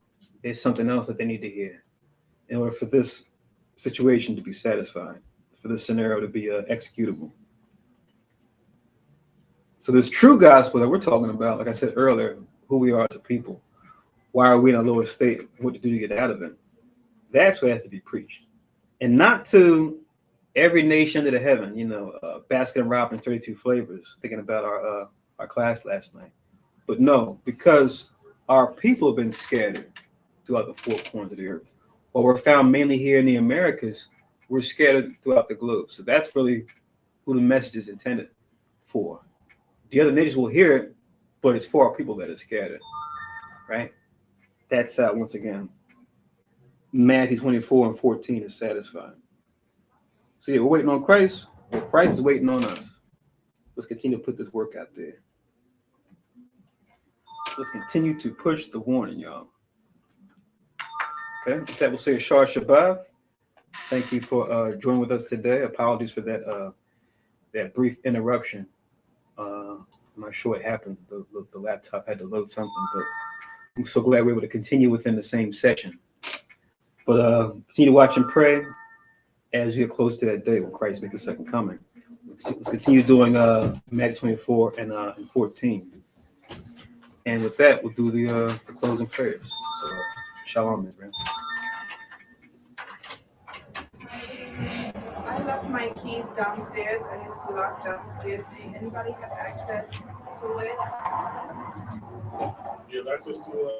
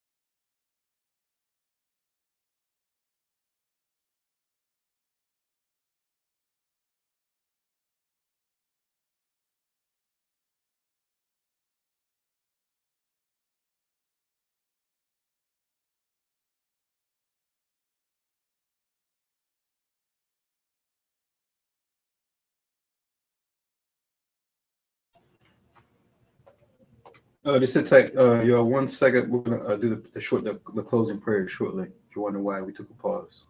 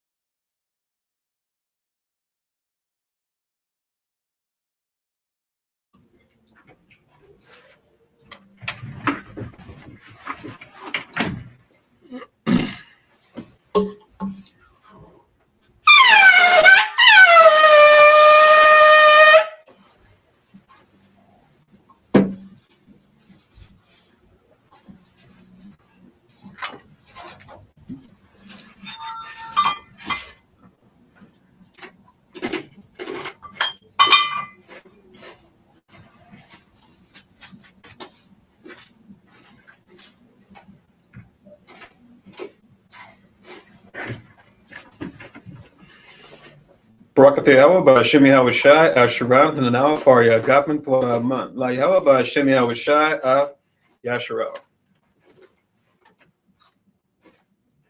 English translation. Blessed are you, Yahweh, in the name of Yahweh Shai, that gives to us the fruit of the vine. Thank you, so be it. To Yahweh, in the name of Yahweh Shai, with Israel.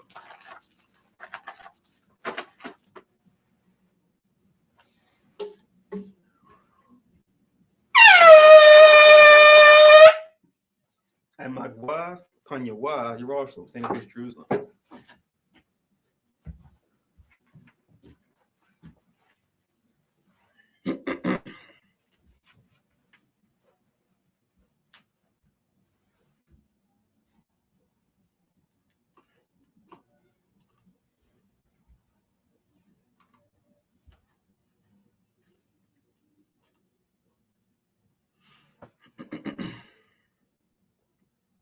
Yahweh, Ba'ashem, Yahweh Shai, Babakushai, Shemai, Lanawa, Aitha, Yem Yem, Aitha, Shalak, Mike Allah, Wa Allahayim, Tazwadakim, La, Shema Al, Barak, Rapah, Magun, Wa Chaziyah, Banya, Yasharala, Wa Shalak, Lanawa, Rabim, Kakama, Rabim, Da'ai, Rabim, Bayanad, Rabim, Sabalanwath, Rabim, Amawan, Rabim, Aqua, Rabim, Ahabim, Rabim, Haganah, Rochanaya, Wasalak, Ko, Katayanawa, Laha'akim, Wa'akiwa, Wayasha'ala, Tamyad, Waiwalam, Ba'ashem, Yahweh, the water, Aman. English translation, Yahweh, in the name of Yahweh Shai. Please listen to us now. Right now, send Michael and the righteous powers to watch over, bless, heal, protect, and make strong the children of Israel. And send to us much wisdom, much knowledge, much understanding, much patience, much faith, much brotherhood, much love, much spiritual protection, and forgive all our sins. For the brothers, sisters in Israel, always and forever, in the name of Yahweh Shai, thank you, so be it. Four corners prayer. Yahweh, Ba'ashem, Yahweh Shai, Barak Nawa, Wayasha Allah, Wabak Yasaparim, Shema, Yasharele, Yahweh, Yahweh, Yahweh, okay. English translation. Yahweh, in the name of Yahweh Shai, bless us in Israel in the house of books. Then we said, Hear, O Israel, the Lord our God is one Lord. All right, so with that, we'll say, Shar Shabbat, Wa Manachah Tawab Yasharala. Most as will talk to everybody in the upcoming classes. Shalom. Shalom. Shalom.